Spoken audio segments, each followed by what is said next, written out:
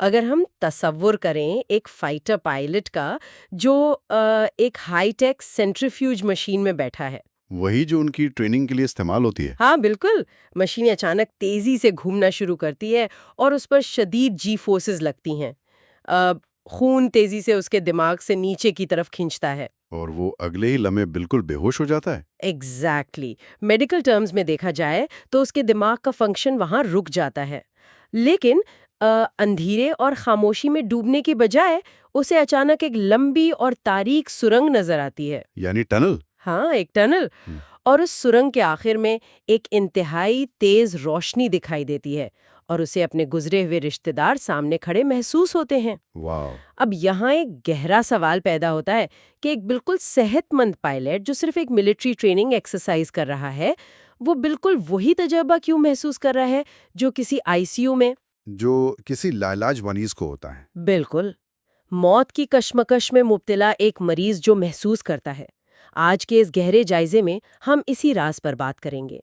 हम मौत के बाद के तजर्बात पर लिखी गई एक ऐसी तहकीक का तफसीली जायजा लेने वाले हैं जिसने पिछली सदी में इंसानी सोच को यकसरी बदल कर रख दिया। हम जिस किताब की बात कर रहे हैं उसका नाम है लाइफ आफ्टर लाइफ, जिसके मुसन्निफ हैं रेमंड ए मूडी। सही। और इस गुफ्तगू का मकसद किसी मखसूस अकायद या रिलीजन पर बहस करना नहीं है, राइट। बल्कि इस जायजे का बुनियादी मकसद इस किताब के हर हिस्से का तरतीबवार और तफसीली तजिया करना है, ताकि सुनने वालों को आसान अंदाज में समझ आ सके कि मौत के वक्त इंसानी शोर यानी कॉन्शियसनेस किस किस्म के तजर्बात से गुजरता है।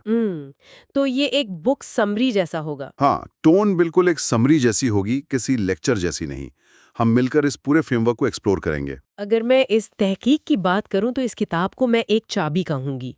एक ऐसी चाबी जिसने एक ऐसे दरवाजे को खोला जिसे हमारी सोसाइटी ने हमेशा के लिए बंद समझ लिया था। बहुत अच्छी एनोलॉजी है। तो चलिए इस दरवाजे को खोलते हैं।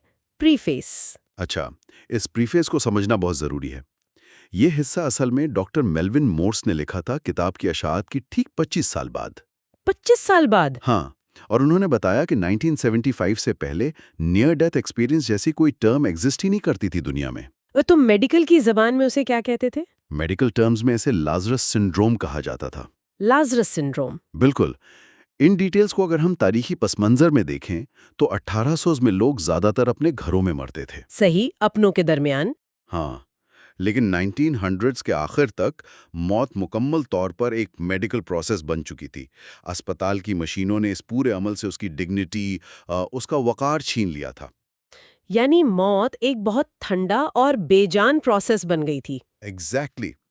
हालात यहाँ तक थे कि डॉक्टर्स मरने वाले मरीजों से एक लविंग लाई बोलते थे। लविंग लाई यानी प्यार भरा झूठ। हाँ, मतलब उन्हें सच नहीं बताते थे कि उनकी मौत करीब है, उन्हें तसल्ली देते रहते थे। लेकिन इससे तो मरीज और ज्यादा अकेला महसूस करता होगा। बिल्कुल करता था। और इसी माहौल में डॉक्टर मूडी की तहकीक ने एक नया दौर शुरू किया। डॉक्टर ब्रूस ग्रेसन और डॉक्टर जेम्स विनरी जैसे साइंसदानों ने फिर इस पर मजीद तहकीक की। वेट, डॉक्टर विनरी वही हैं जिन्होंने वो फाइटर पायलट्स वाला तजुर्बा किया था? हाँ, उन्होंने पायलट्स पर सेंट्रीफ्यूज में तजुर्बात किए और देखा कि शदीद जी फोर्सेस के नतीजे में उन्होंने भी बिल्कुल वैसे ही नियर डेथ एक्सपीरियंसेस रिपोर्ट किए। क्या बात है। डॉक्टर मूडी ने बाद में एंशिएंट ग्रीस की ट्रेडिशन से मुतासिर होकर एक साइकोमोंटेरियम बनाया। ये साइकोमोंटेरियम क्या होता है? इसे थिएटर ऑफ द माइंड भी कहते हैं। ये ध्यान या मेडिटेशन का एक तरीका था जिसके जरिए गुजरे हुए प्यारों से राब्ता किया जा सके, बिना फिजिकल मौत के करीब गए। मैं सोच रही थी यहाँ एक बहुत अजीब पैराडॉक्स है। जिस मॉडर्न मेडिकल टेक्नोलॉजी ने मौत को एक ठंडा और बेजान प्रोसेस बना दिया था, जहाँ मशीनें थीं, सही। बिल्कुल उसी टेक्नोलॉजी यानी सीपीआर या रिससिटेशन ने ही लोगों को वापस लाकर उनके इन रूहानी तजर्बात को दुनिया के सामने लाने का रास्ता खोला। ये वाकई हैरत की बात है। अगर टेक्नोलॉजी उन्हें वापस ना लाती तो हमें ये कहानियां कभी पता ही ना चलती। एग्जैक्टली। तो अब आगे बढ़ते हैं। ये हिस्सा डॉक्टर एलिजाबेथ क्यूबलर रॉस के तजर्बात पर मबनी है। वो टर्मिनली इल यानी लाइलाज मरीजों के साथ पिछले 20 साल से काम कर रही थीं। 20 साल? तो उनके पास तो बहुत डेटा होगा। बहुत ज्यादा। और डॉक्टर क्यूबलर रॉस की अपनी तहकीक भी डॉक्टर मूडी की तहकीक से बिल्कुल मिलती जुलती थी। हाँ, मतलब उनके मरीजों ने भी वही सब रिपोर्ट किया। बिल्कुल। उनके मरीजों ने भी अपने जिस्म से बाहर निकलने, मुकम्मल सुकून महसूस करने और अपने गुजरे हुए प्यारों या मजहबी हस्तियों से मिलने के वाकयात बताए थे। वाओ। लेकिन उन्होंने डॉक्टर मूडी को आगाह किया था कि उन्हें दो तरफ से शदीद तनकीद का सामना करना पड़ेगा। किस किस्म की तनकीद? एक तरफ से मजहबी रहनुमा थे, जो इस तहकीक को सेलिंग चीप ग्रेस यानी सस्ती बख्शिश कहेंगे और इसे अंधे एतमाद के खिलाफ समझेंगे। अच्छा, और दूसरी तरफ? दूसरी तरफ डॉक्टर्स और साइंसदान थे, जो इस पूरे कॉन्सेप्ट को ही अनसाइंटिफिक करार देंगे। Let's unpack this for a second. ये कितनी अजीब बात है कि इंसानी तजुर्बात का एक नया हिस्सा जब सामने आता है तो साइंस और मजहब, जो आमतौर पर मुखालिफ होते हैं। हाँ, दोनों ही अपने अपने तर्ज में इसकी मुखालफत करने लगते हैं। आखिर इंसानी फितरत नई और नामालूम चीजों को कबूल करने से इतनी क्यों घबराती है? ये हमेशा से ह्यूमन साइकोलॉजी का हिस्सा रहा है। लोग अपने एस्टैब्लिश्ड बिलीफ्स को टूटता हुआ नहीं देखना चाहते। बिल्कुल सही कहा। अब आते हैं इस किताब के आगाज की तरफ। इंट्रोडक्शन। इस चैप्टर में डॉक्टर रेमंड ए मूडी अपने बारे में कुछ अहम हकायक पर रोशनी डालते हैं। उनका अपना बैकग्राउंड बहुत वसी है। उनके पास फिलॉसफी, लॉजिक और एथिक्स में पीएचडी है। फिलॉसफी और लॉजिक में? मैं तो समझ रही थी वो मेडिकल डॉक्टर है। वो हैं। उन्होंने पीएचडी के बाद मेडिकल स्कूल में दाखिला लिया ताकि वो साइकाइट्रिस्ट बन सकें। ओहो, ये तो एक बहुत जबरदस्त कॉम्बिनेशन है, लॉजिक और साइकाइट्री। बिल्कुल। और एक अहम बात, ये वाजे करते हैं कि उन्होंने खुद कभी मौत को इतने करीब से नहीं देखा। ये उनके ज़ाती तजर्बात बिल्कुल नहीं है। सही। और सबसे अहम पॉइंट, डॉक्टर मूडी ये दावा नहीं करते कि वो मौत के बाद की जिंदगी को प्रूफ कर रहे हैं। यानी वो कोई हतमी सबूत पेश नहीं कर रहे। एक लॉजिशियन होने के नाते वो जानते हैं कि इसका हतमी सबूत अभी मुमकिन ही नहीं। उन्होंने सिर्फ डेटा जमा किया है और लोगों की प्राइवेसी के लिए उनके नाम बदल दिए हैं। अगर इस बात को देखा जाए तो डॉक्टर मूडी यहाँ एक डिटेक्टिव या किसी इन्वेस्टिगेटिव जर्नलिस्ट की तरह काम कर रहे हैं। वो किसी अकायद का प्रचार नहीं कर रहे, एग्जैक्टली। बल्कि सिर्फ गवाही और डेटा इकट्ठा कर रहे हैं और स्केप्टिक्स को यानी शक करने वालों को खुद तहकीक करने का चैलेंज दे रहे हैं। हाँ, कि आओ और खुद इस डेटा को टेस्ट करो। जबरदस्त। तो किताब का अगला हिस्सा है 1, द फिनोमेना ऑफ डेथ। इस चैप्टर में एक्सपर्ट डॉक्टर मूडी समझाते हैं कि मौत के मौजू पर बात करना आखिर इतना मुश्किल क्यों है। क्यों है मुश्किल? इसकी बुनियादी वजह एक तो नफ्सियाती है, यानी एक टैबू है, और दूसरी हमारी ज़बान की महदूदियत है। जब लोग मौत के बारे में सोचते हैं तो उन्हें असल में अपनी मौत याद आती है। सही, एक डर पैदा होता है। जैसे मेडिकल स्टूडेंट्स का एनाटॉमी लैब में पहला दिन, वहाँ मौत उनकी अपनी मोर्टालिटी का सिंबल बन जाती है। और जबान की महदूदियत का क्या मतलब है यहाँ? मतलब ये कि हमारी जबान टोटली फिजिकल सेंसेस पर मबनी है। हम वही बयान कर सकते हैं जो हम फिजिकल दुनिया में देखते हैं, जबकि मौत तो फिजिकल एक्सपीरियंस से आगे की चीज है। राइट। इसलिए हम मौत को बयान करने के लिए आम तौर पर नींद की मिसाल देते हैं। हम कहते हैं वो हमेशा की नींद सो गया। बिल्कुल।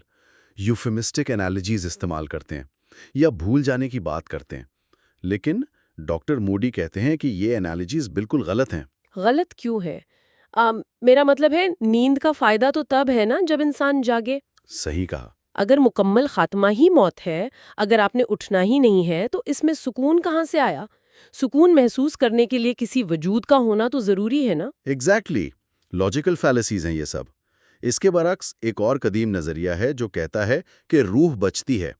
यहाँ डॉक्टर मूडी 1 लाख साल पुरानी निएंडरथॉल कब्रों का जिक्र करते हैं। 1 लाख साल पुरानी? हाँ, उन कब्रों में फूलों की मौजूदगी मिली है, जो इस बात का सबूत है कि मौत को एक मुकम्मल खात्मा नहीं बल्कि एक नए सफर के आगाज के तौर पर देखा जाता था।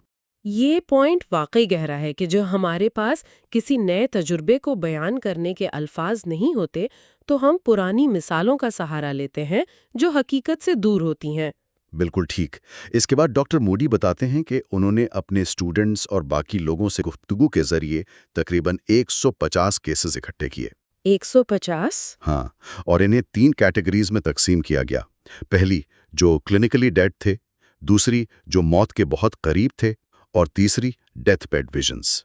डेथ बेड विजन्स मतलब मौत के वक्त के तजुर्बात जो उन्होंने आखिरी वक्त में दूसरों को बताए? हाँ, और इन 150 में से 50 केसेस पर बहुत तफसीली इंटरव्यूज किए गए। अच्छा, तो इन 50 केसेस के डेटा से क्या निकल कर आया? अगला चैप्टर इसी पर है, 2, द एक्सपीरियंस ऑफ डाइंग। ये चैप्टर किताब का सबसे अहम हिस्सा है। यहाँ डॉक्टर मूडी ने एक आइडियल या कंप्लीट कंपोजिट एक्सपीरियंस का नक्शा खींचा है। शुरुआत कहाँ से होती है? सफर ऐसे शुरू होता है कि ये शख्स अपने डॉक्टर से खुद को मुर्दा करार दिए जाने की आवाज सुनता है। यानी होश बाकी होता है। हाँ, फिर अचानक एक अजीब नॉइज आती है, जैसे तेज घंटी बजने की या कोई बजिंग आवाज सुनाई देती है, और इसके फौरन बाद वो एक लंबी अंधेरी टनल से गुजरता है। वो टनल वाला पॉइंट जो हमने शुरू में डिस्कस किया था। एग्जैक्टली और टनल से गुजरते ही अचानक वो अपने फिजिकल बॉडी से बाहर आ जाता है। वेट, जिस्म से बाहर? हाँ, आउट ऑफ बॉडी एक्सपीरियंस। वो एक स्पेक्टेटर या तमाशाई की तरह छत के करीब से डॉक्टर को अपने जिस्म की रिससिटेशन करते हुए देखता है। ओह वाओ, ये तो बहुत हैरानकुन है कि वो अपनी ही बॉडी को रिवाइव होते देख रहा है। फिर उसके बाद क्या होता है? कुछ देर बाद इस स्पिरिचुअल स्टेट में उसे अपने गुजरे हुए रिश्तेदारों की रूहें मिलती हैं। जो उसे लेने आती हैं। हाँ, और फिर एक बेहद मोहब्बत करने वाली रोशनी की हस्ती जाहिर होती है, जिसे बीइंग ऑफ लाइट कहा गया है। ये रोशनी की हस्ती क्या करती है? ये रोशनी बिना अल्फाज के टेलीपैथिकली उससे एक सवाल करती है और उसकी पूरी जिंदगी की यादें एक पैनोरामिक प्लेबैक की तरह उसके सामने चला देती हैं। यानी एक लाइफ रिव्यू, अपना सारा माजी एकदम से देख लेना। बिल्कुल, उसे अपने हर आमाल का असर महसूस होता है। इस सफर में आगे जाकर एक आखिरी हद या बॉर्डर आता है। वहां पहुंचकर उसे एहसास होता है कि अभी उसकी मौत का वक्त नहीं आया और उसे वापस जाना होगा। लेकिन क्या वो वापस आना चाहता है उस रोशनी से दूर? नहीं, बिल्कुल नहीं। वहां का सुकून, खुशी और प्यार इतना शदीद होता है कि वो वापस आने से सख्ती से इनकार करना चाहता है, लेकिन उसे वापस अपने जिस्म में आना पड़ता है। और वापस आने के बाद? वापस आने के बाद वो अल्फाज की कमी और लोगों का मजाक उड़ाने के डर से अपना ये तजुर्बा किसी से शेयर नहीं कर पाता, लेकिन अंदर से उसकी जिंदगी हमेशा के लिए बदल जाती है। Here is where it gets really interesting. ये कॉम्पोजिट मॉडल जो आपने बयान किया, ये किसी एक इंसान की कहानी नहीं है, बल्कि तमाम कहानियों के मुश्तरका अनासिर हैं। बिल्कुल, और इस हिस्से की मजीद वजाहत करने के लिए डॉक्टर मूडी ने कुछ आखिरी हकायक को एक फ्रेमवर्क के तौर पर पेश किया है। फ्रेमवर्क से आपका क्या मतलब है? मतलब ये कि इन तमाम वाकयात में बहुत ज़्यादा यकसानियत के बावजूद कोई भी दो कहानियां बिल्कुल 100% एक जैसी नहीं हैं। अच्छा, यानी वेरिएशंस है। हाँ, किसी भी एक शख्स ने इन तमाम 15 एलिमेंट्स को मुकम्मल तौर पर रिपोर्ट नहीं किया, और ना ही कोई एक ऐसा स्पेसिफिक एलिमेंट है जो हर एक रिपोर्ट में लाजमी मौजूद हो। तो सीक्वेंस का क्या? क्या सब कुछ उसी तरतीब में होता है? नहीं, इन स्टेप्स की तरतीब भी आगे पीछे हो सकती है। जैसे कुछ लोगों ने टनल में जाने से पहले ही उस रोशनी को देख लिया था। और सबसे अहम बात यह कि इस एक्सपीरियंस की गहराई इस बात पर मुनहसिर है कि इंसान कितनी देर तक क्लिनिकल डेथ की हालत में रहा।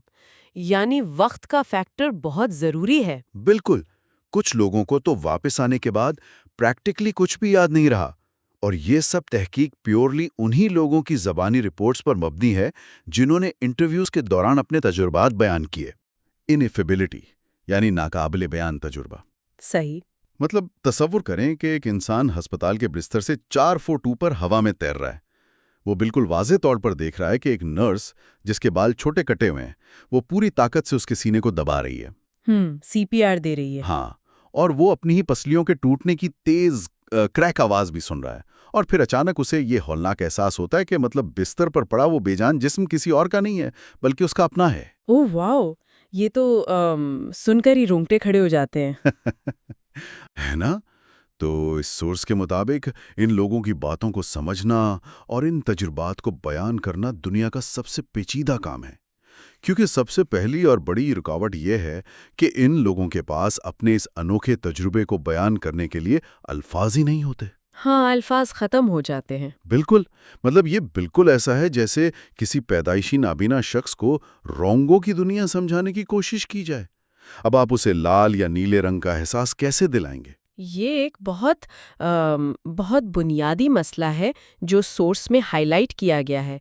दरअसल यहाँ असल रुकावट उनका तजुर्बा नहीं है, बल्कि हमारी ज़बान की महदूदियत है। हमारी ज़बान मतलब अल्फाज कम पड़ जाते हैं। हाँ, क्योंकि हमारी ज़बान, हमारे अल्फाज और ये मादी दुनिया जिसमें हम रहते हैं, वो मुकम्मल तरह पर 3 डायमेंशनल है, यानी 3 जहतों पर मबनी है।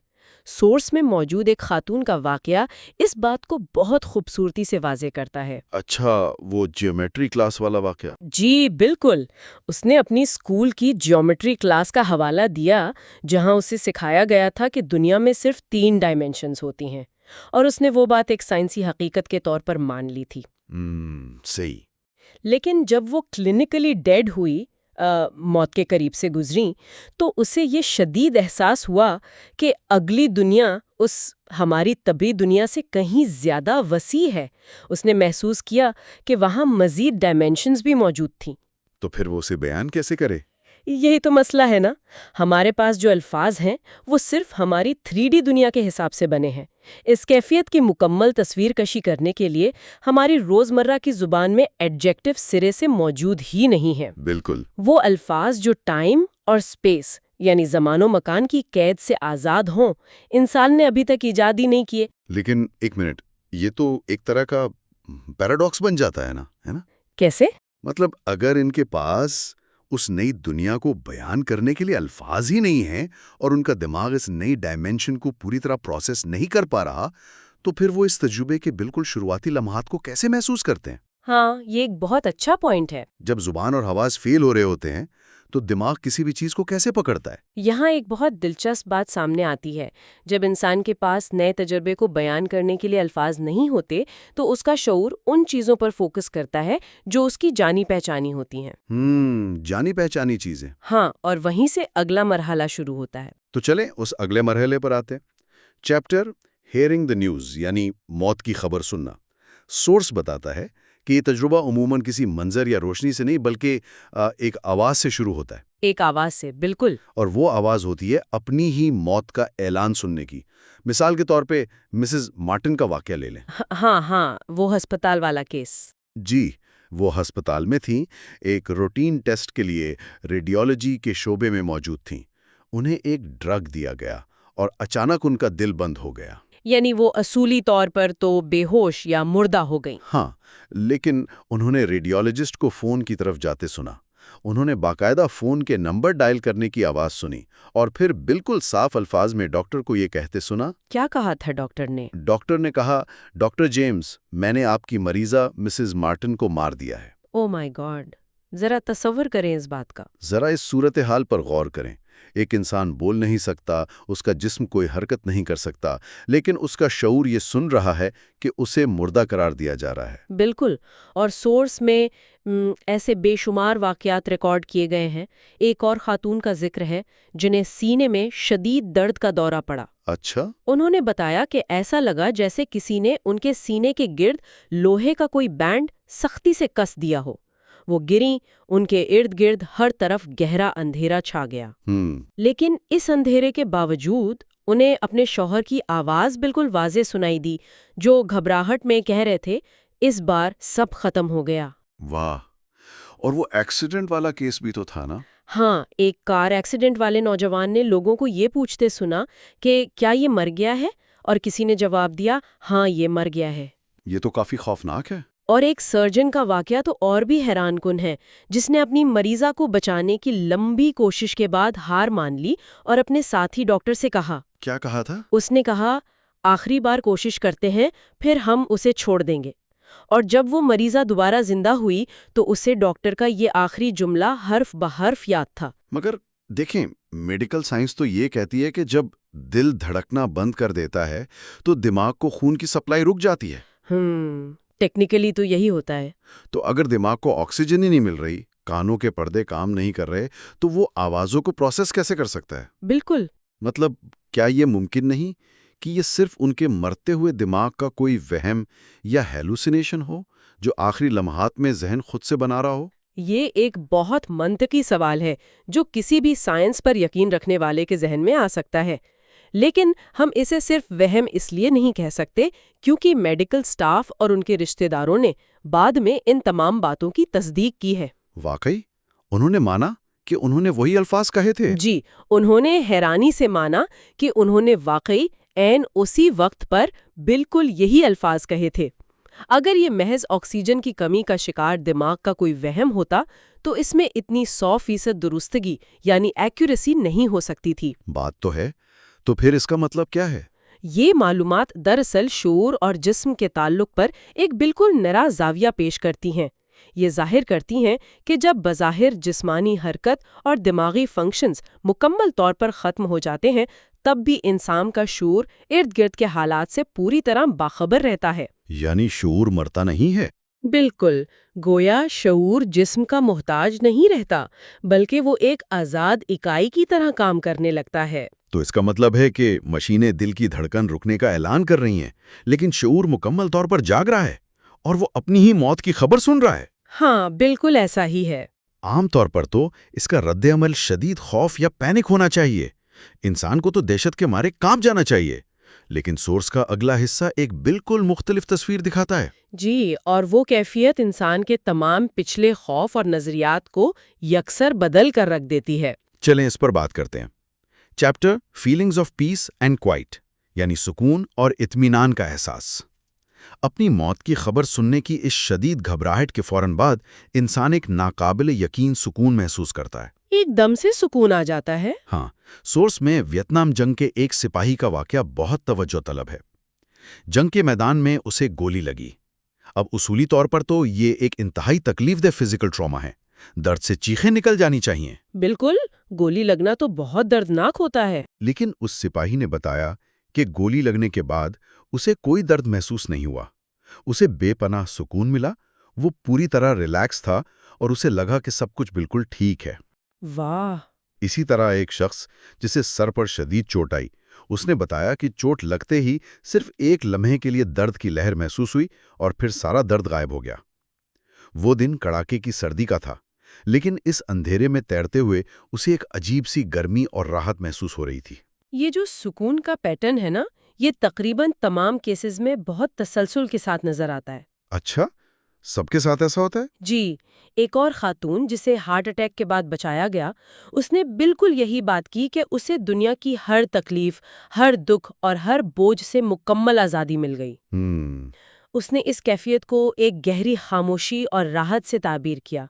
हम आमतौर पर मौत को एक तकलीफदा और आजियतनाक अंजाम के तौर पर सोचते हैं ना, जैसे जिस्म से जान का निकलना बहुत मुश्किल और कर्बनाक अमल हो। हाँ, यही सिखाया गया हमें कि मौत में बहुत तकलीफ होती है। लेकिन इन तमाम तजुर्बात का डेटा हमें ये बताता है कि जिस्मानी मौत का ये इब्तिदाई मरहला दर्दनाक नहीं, बल्कि हर किस्म की जिस्मानी और ज़हनी अजियत से मुकम्मल आज़ादी का नाम है। जिस्म को जो चोट लगती है, शऊर उसके दर्द को महसूस करना मुकम्मल तौर पर बंद कर देता है। लेकिन क्या ऐसा नहीं हो सकता कि शदीद चोट या सदमे की सूरत में दिमाग खुद को बचाने के लिए कुछ केमिकल्स रिलीज करता हो, जैसे कि जैसे एंडोर्फिन्स, जो वक्ती तौर पर जिस्म को सुन कर देते हैं और एक नशे जैसी कैफियत पैदा कर देते हैं? मतलब ये तो एक मालूम बायोलॉजिकल प्रोसेस है ना। हाँ, केमिकल्स का किरदार बिल्कुल हो सकता है, लेकिन यहाँ एक वाज़ेह फ़र्क है। जब इंसान दवाइयों या दिमागी केमिकल्स के ज़ेरे असर होता है, तो उसका शऊर धुंधला जाता है। उसे चीज़ें ठीक से याद नहीं रहती। सही, वो कंफ्यूज होता है। बिल्कुल, उसकी सोचने समझने की सलाहियत मुतासिर होती है। लेकिन इन नियर डेथ तजुर्मात में शऊर की सतह पहले से भी ज़्यादा क्लियर होती है। वो लोग नशे या गुनूदगी की हालत में नहीं थे, उनकी याददाश्त बिल्कुल साफ थी। यानी वो पूरी तरह होश में थे। जी, वो उस सुकून को एक इंतहाई शऊरी सतह पर महसूस कर रहे थे। ये महज दिमाग का सुन हो जाना नहीं था, बल्कि बोझ का उतर जाना था। ये बात वाकई वजन रखती है कि उनकी याददाश्त इतनी वाज़ेह थी, लेकिन ये जो गहरा सुकून और खामोशी है, ये ज़्यादा देर तक कायम नहीं रहती। इसमें एकदम से खलल आता है। और वो खलल किसी रोशनी या तस्वीर से नहीं, बल्कि एक बार फिर आवाज के जरिए ही आता है। हाँ, चैप्टर द नॉइज, यानी अजीब आवाज़ें। इस पुरसुकून मरहले के फौरन बाद इंसान को कुछ बहुत गैर मामूली आवाज़ें आना शुरू हो जाती हैं, और हैरत की बात यह है कि ये आवाज़ें दो बिल्कुल मुतज़ाद किस्म की हो सकती हैं। मुतज़ाद मतलब मुख्तलिफ? हाँ, कुछ के लिए ये तजुर्बा बहुत तकलीफदा था। सोर्स में एक शख्स का वाकया है जिसका पेट का ऑपरेशन हो रहा था और वो तकरीबन 20 मिनट के लिए क्लिनिकली डेड रहा। 20 मिनट?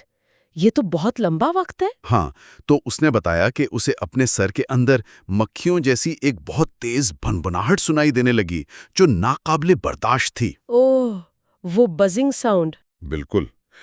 किसी ने इसे एक तेज क्लिक की आवाज कहा, किसी ने इसे किसी गर्जदार शोर, और किसी ने तेज हवा की सीटी से तशबीह दी। और इसके बिल्कुल बरक्स कुछ लोगों ने इसे बहुत दिलफरेब और खुशगवार भी महसूस किया है। हाँ, वो भी एक केस था ना। जी, एक शख्स जिसने अस्पताल पहुंचने से पहले ही दम तोड़ दिया था, उसका कहना था कि उसे दूर से आती हुई घंटियों की आवाजें सुनाई दे रही थीं, बिल्कुल जापानी विंड बेल्स की तरह। वाह। और एक और नौजवान खातून जिसे अंदरूनी ब्लीडिंग की वजह से मौत का सामना था, उसने बेहोश होकर गिरते ही एक बहुत शानदार और पुरस्कार मौसीकी की धुन सुनी, जिसे वो दुनियावी अल्फाज में बयान करने से कासिर थी। लेकिन एक ही तरह के हालात से गुजरने वाले लोगों में ये तज़ाद क्यों है? क्या मतलब? अगर मौत का प्रोसेस सबके लिए एक जैसा है, तो किसी के कानों में गूंजती हुई तकलीफदेह भुनभुनाहट क्यों हो रही है और किसी को कोई शानदार धुन क्यों सुनाई दे रही है? इसकी क्या वजह हो सकती है? इसको समझने के लिए हमें ट्रांजिशन के कॉन्सेप्ट को देखना होगा। ये आवाज़ें चाहे तकलीफदेह शोर हों या खूबसूरत मौसीकी, ये दरअसल इस दुनिया से अगली दुनिया के सफ़र का एक ऑडियो सिग्नल है। Audio signal?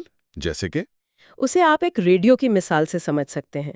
जब आप एक रेडियो का डायल घुमाते हैं और एक फ्रीक्वेंसी से दूसरी फ्रीक्वेंसी पर जाते हैं, तो बीच में कुछ स्टैटिक या डिस्टर्बेंस की आवाज़ आती है ना? हाँ, वो खड़खड़ाहट सी होती है। बिल्कुल उसी तरह शऊर जब तबेई जिस्म की डायमेंशन से निकलकर किसी और डायमेंशन में दाखिल हो रहा होता है, तो जहन इस तब्दीली को एक आवाज़ की शक्ल में प्रोसेस करता है। अच्छा, तो ये फ्रीक्वेंसी चेंज हो रही होती है? जी, हर इंसान का शऊर चूंकि मुख्तलिफ जहनी सतह पर होता है, इसलिए वो उस फ्रीक्वेंसी की तब्दीली को अपने हिसाब से इंटरप्रेट करता है। किसी के लिए वो स्टैटिक शोर बन जाता है और किसी के लिए वो एक हमाहंग मौसीकी। यानी ये आवाजें दरअसल शऊर के एक जहत से दूसरी जहत में शिफ्ट होने की निशानी है। बिल्कुल। और इस फ्रीक्वेंसी के बदलने के साथ ही एक और फिजिकल एहसास जुड़ जाता है, जो इस तजुर्बे को मजीद हैरानकुन बना देता है। हाँ, आवाज़ों के बाद वो बराह रास्त एक हरकत महसूस करते हैं। चैप्टर द डार्क टनल, यानी अंधेरी सुरंग। इन आवाज़ों के साथ ही इंसान को ये महसूस होना शुरू होता है कि वो किसी अंधेरी जगह में बहुत तेज़ी से खींचा जा रहा है। तेजी से? हाँ, सोर्स मटेरियल में लोगों ने इस रास्ते को बयान करने के लिए इतनी मुख्तलिफ और हैरतअंगेज मिसालें दी हैं कि अक्ल दंग रह जाती है। एक 9 साला बच्चे की मिसाल लेते हैं। वो बच्चा जिससे ईथर दिया गया था? जी बिल्कुल। उसे अस्पताल में बेहोश करने के लिए ईथर दिया गया और अचानक इसका दिल बंद हो गया। इस बच्चे ने बाद में बताया कि पहले उसे एक रिदमिक आवाज़ आई और फिर उसने खुद को एक लंबी, अंधेरी और तंग जगह में तेजी से आगे बढ़ते हुए पाया, जिससे उसने किस चीज से मिलाया था? जिसे उसने एक गंदे नाले या सेवर से तशबीह दी। ओह सही। और बड़ों के तजर्बात भी कुछ ऐसे ही थे। एक शख्स जिसे लोकल एनेस्थीसिया का रिएक्शन हुआ था, उसने इस अंधेरे सफर को किसी अम्यूजमेंट पार्क के रोलर कोस्टर से मिलाया। Roller coaster? हाँ, जैसे वो एक सरंग में जबरदस्त रफ्तार से जा रहा हो। किसी ने उसे एक वैक्यूम कहा जिसमें वो किलाबाजियां खा रहा था। वाह। एक खातून ने इसे TV show the time tunnel की घूमती हुई सुरंग जैसा करार दिया, जहां लोग वक्त के सफर पर जाते हैं। हाँ, हर कोई अपनी अपनी मिसाल दे रहा था। और एक साहब जो साइकिल के हादसे में शदीद जख्मी हुए थे, उन्हें बचपन से अंधेरे से डर लगता था, लेकिन उन्होंने उस तारीख सफर को हैरत अंगीज तौर पर बहुत पुरसुकून पाया। उन्होंने अपने मजहबी पस मंजर की वजह से उसे बाइबल की मौत के साए की वादी का नाम दिया। लेकिन यहाँ एक चीज़ मुझे बहुत उलझा रही है। क्या बात? अगर वो अपने जिस्म से मुकम्मल तौर पर अलग हो चुके हैं, उनका तबई दिमाग पीछे रह गया है, तो वो इस नई जगह को समझने के लिए टीवी शोज या बचपन की यादों जैसी दुनियावी चीज़ों का सहारा क्यों ले रहे हैं? बहुत अच्छा सवाल है। अगर वो वाकई किसी और दुनिया में दाखिल हो रहे हैं, तो उनका मुशाहिदा तो बिल्कुल खालिस होना चाहिए ना? लोग एक ही चीज को इतने मुख्तलिफ नाम, गार, सुरंग, वैक्यूम, नाली, क्यों दे रहे हैं? देखें, ये बहुत गहरी बात है। शऊर जिस्म से तो अलग हो गया है, लेकिन इंसान की याददाश्त और उसकी जो अंडरस्टैंडिंग है, वो अभी भी उसकी दुनियावी जिंदगी से जुड़ी हुई है। अच्छा। जब इंसान किसी बिल्कुल अनदेखी और नाकाबिले फहम चीज़ का सामना करता है तो उसका जहन उसे समझने के लिए खुद ब खुद दिमाग में मौजूद पुरानी यादों और मालूमात की फाइलों को खंगालता है। यानी वो रेफरेंस ढूंढता है। बिल्कुल। चूंकि वो तारीख रास्ता उस तबई दुनिया का हिस्सा नहीं था, इसलिए जिसने बचपन में टीवी शो देखा था उसके जहन ने फौरन उस टाइम टनल की तस्वीर बना ली ताकि वो इस कैफियत को प्रोसेस कर सके। और जिसका मजहबी पस मंजर था उसने बाइबल की वादी का हवाला दे दिया। जी, लेकिन अगर हम इन तमाम कल्चरल और ज़ाती हवालों को हटा दें तो हमें पता चलता है कि दरअसल वो सब एक ही तारीख, तंग और तेज़ रफ्तार रास्ते का तजुर्बा कर रहे थे। ये अल्फाज और तशबीहात का फ़र्क है, असल हकीकत का नहीं। यानी वो एक ही हकीकत को अपनी अपनी जुबान में बयान करने की कोशिश कर रहे हैं जो उनके दिमाग में पहले से फीड है, और ये सुरंग का सफ़र उन्हें एक ऐसी जगह ले जाता है जो तसव्वुर से भी बाहर है। बिल्कुल, वो एक ऐसी जगह निकलते हैं जहां उनकी अपनी पहचान का नजरिया ही बिखर जाता है। Chapter out of the body, यानी जिस्म से बाहर निकलना। जब वो इस अंधेरी सुरंग से बाहर आते हैं तो ये वो लम्हा है जो इंसान के तसव्वुरात की बुनियादों को मुकम्मल तौर पर हिलाकर रख देता है। जी। वो अचानक अपने ही जिस्म को एक तीसरे शख्स यानी एक तमाशाई की हैसियत से देख रहे होते हैं। जरा इस बारे में सोचें। हमने हमेशा से ये समझा है कि हमारा जिस्म ही हमारा वजूद है, हमारी पहचान है। हाँ, हम तो यही मानते हैं। लेकिन अचानक कोई कमरे की छत से अपने ही जिस्म को नीचे पड़ा हुआ देख रहा है। और इस तजुर्बे की तफसीलात इतनी बारीक और चौंका देने वाली हैं कि उन्हें नजरअंदाज नहीं किया जा सकता। बिल्कुल। सोर्स में इस लड़के का वाकया मौजूद है जो एक झील में दोस्तों के साथ डूबने लगा था। उसने महसूस किया कि वो पानी में अपने ही जिस्म को 4 फुट के फासले से हिचकोले खाते हुए देख रहा है। जबकि वो खुद वहां नहीं था। हाँ, जबकि वो खुद मुकम्मल तौर पर हवा की तरह हल्का और मुस्तहकम था। और वो हॉस्पिटल में कोट पिंक वाली खातून की कहानी। ओहो, वो वाकया तो बहुत ही खतरनाक है। हाँ, उसे बिस्तर पर सीने में दर्द हुआ और अचानक उसने महसूस किया कि वो अपने जिस्म से बाहर निकलकर बिस्तर की रेलिंग से फिसलते हुए फर्श तक आई और फिर वहां से तैरते हुए छत तक पहुंच गई। यानी वो उड़ने लगी? बिल्कुल। उसने वहां ऊपर से डॉक्टरों को इमरजेंसी में भागते आते देखा। उसने एक नर्स को देखा जो उसे माउथ टू माउथ सांस देने की कोशिश कर रही थी। और उसे इस नर्स के छोटे कटे हुए बाल बिल्कुल वाज़े नजर आए। उसने वो इलेक्ट्रिक शॉक वाली मशीन आती देखी और जब उन्होंने उसके जिस्म को शॉक दिया तो उसने अपने ही जिस्म को बिस्तर से उछलते हुए देखा। वाओ! उसने अपनी पसलियों के टूटने की क्रैक और पाप आवाजें सुनी। उसे ऊपर से देखकर हैरत हो रही थी कि ये डॉक्टर इतनी मेहनत क्यों कर रहे हैं, मैं तो बिल्कुल ठीक हूँ। इन वाकयात में लोगों को अपने जिस्म को देखने पर जो जज्बाती रिएक्शन होता है ना, वो भी बहुत मायने-ख़ेज़ है। कैसे रिएक्ट करते हैं वो? ज्यादातर लोग शुरू में शदीद खौफजदा हो जाते हैं। वो इस सूरत हाल को तस्लीम नहीं कर पाते और शिद्दत से वापस अपने जिस्म में जाना चाहते हैं, लेकिन उन्हें इसका तरीका नहीं मालूम होता। हाँ, और कुछ लोगों के ख्यालात कितने अजीब और मुख्तलिफ थे। एक नर्सिंग की स्टूडेंट जिसका दिल बंद हो गया था, वो ऊपर छत से ये सब देखते हुए परेशान थी कि काश मेरी लाश को कल मेडिकल के तलबा के तजर्बात के लिए इस्तेमाल ना किया जाए। मतलब उस वक्त भी उसे ये फिक्र थी। बिल्कुल। एक डॉक्टर को तो अपना ही चेहरा पहचानने में दुश्वारी पेश आई क्योंकि उसने जिंदगी भर खुद को सिर्फ शीशे में सामने से देखा था, इस तरह साइड के जाविये से नहीं।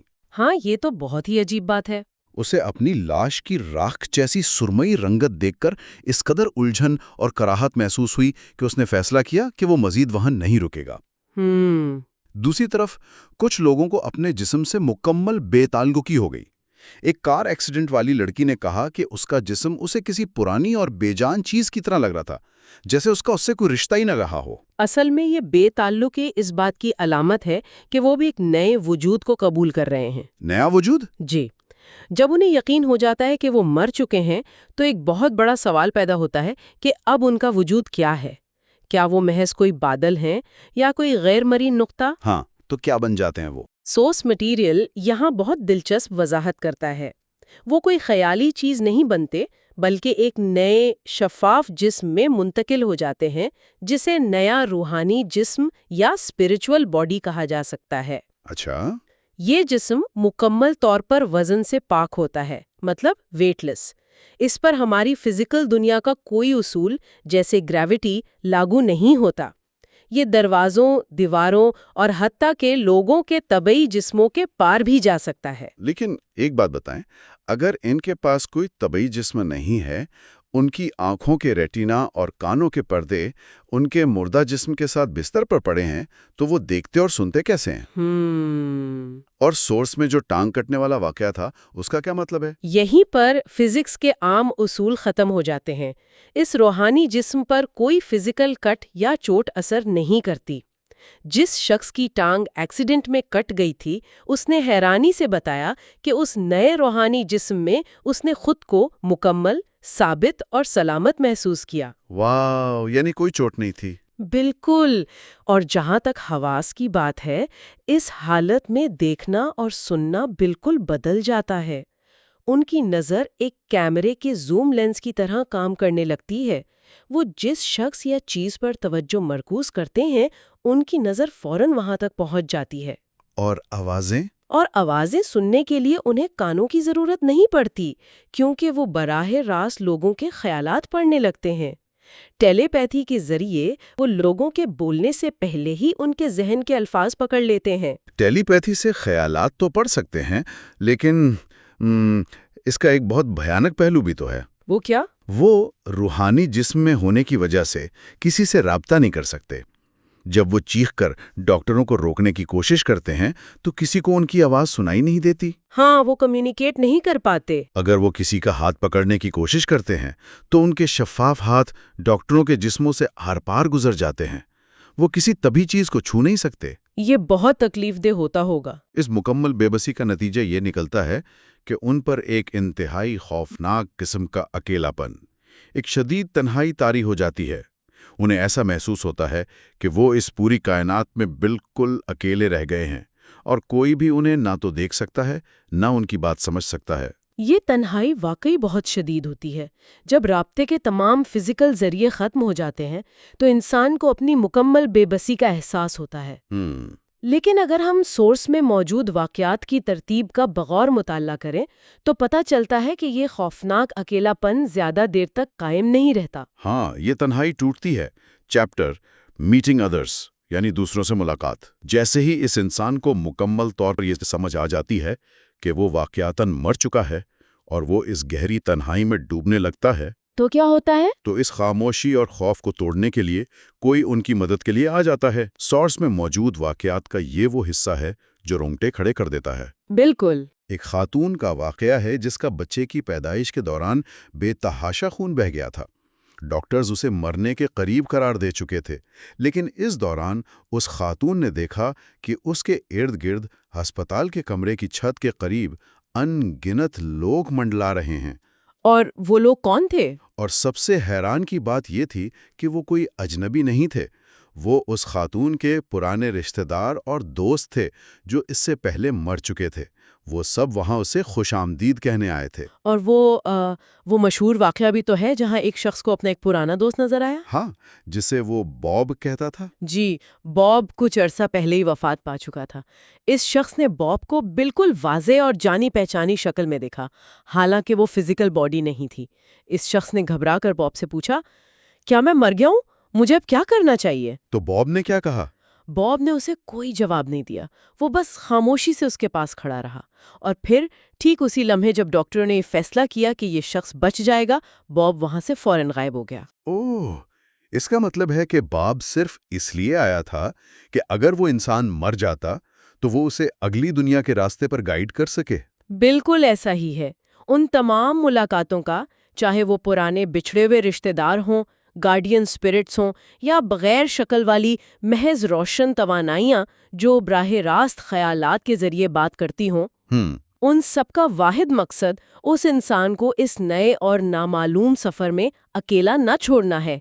वो आते हैं ताकि इंसान को इस अचानक और खौफनाक ट्रांजिशन में सहारा दे सकें। तो क्या वो उन्हें वापस भी भेजते हैं? हाँ, कुछ केसेस में तो उन्होंने बाकायदा आवाज देकर लोगों को रोका और कहा कि तुम्हें वापस जाना होगा, अभी तुम्हारा वक्त नहीं आया।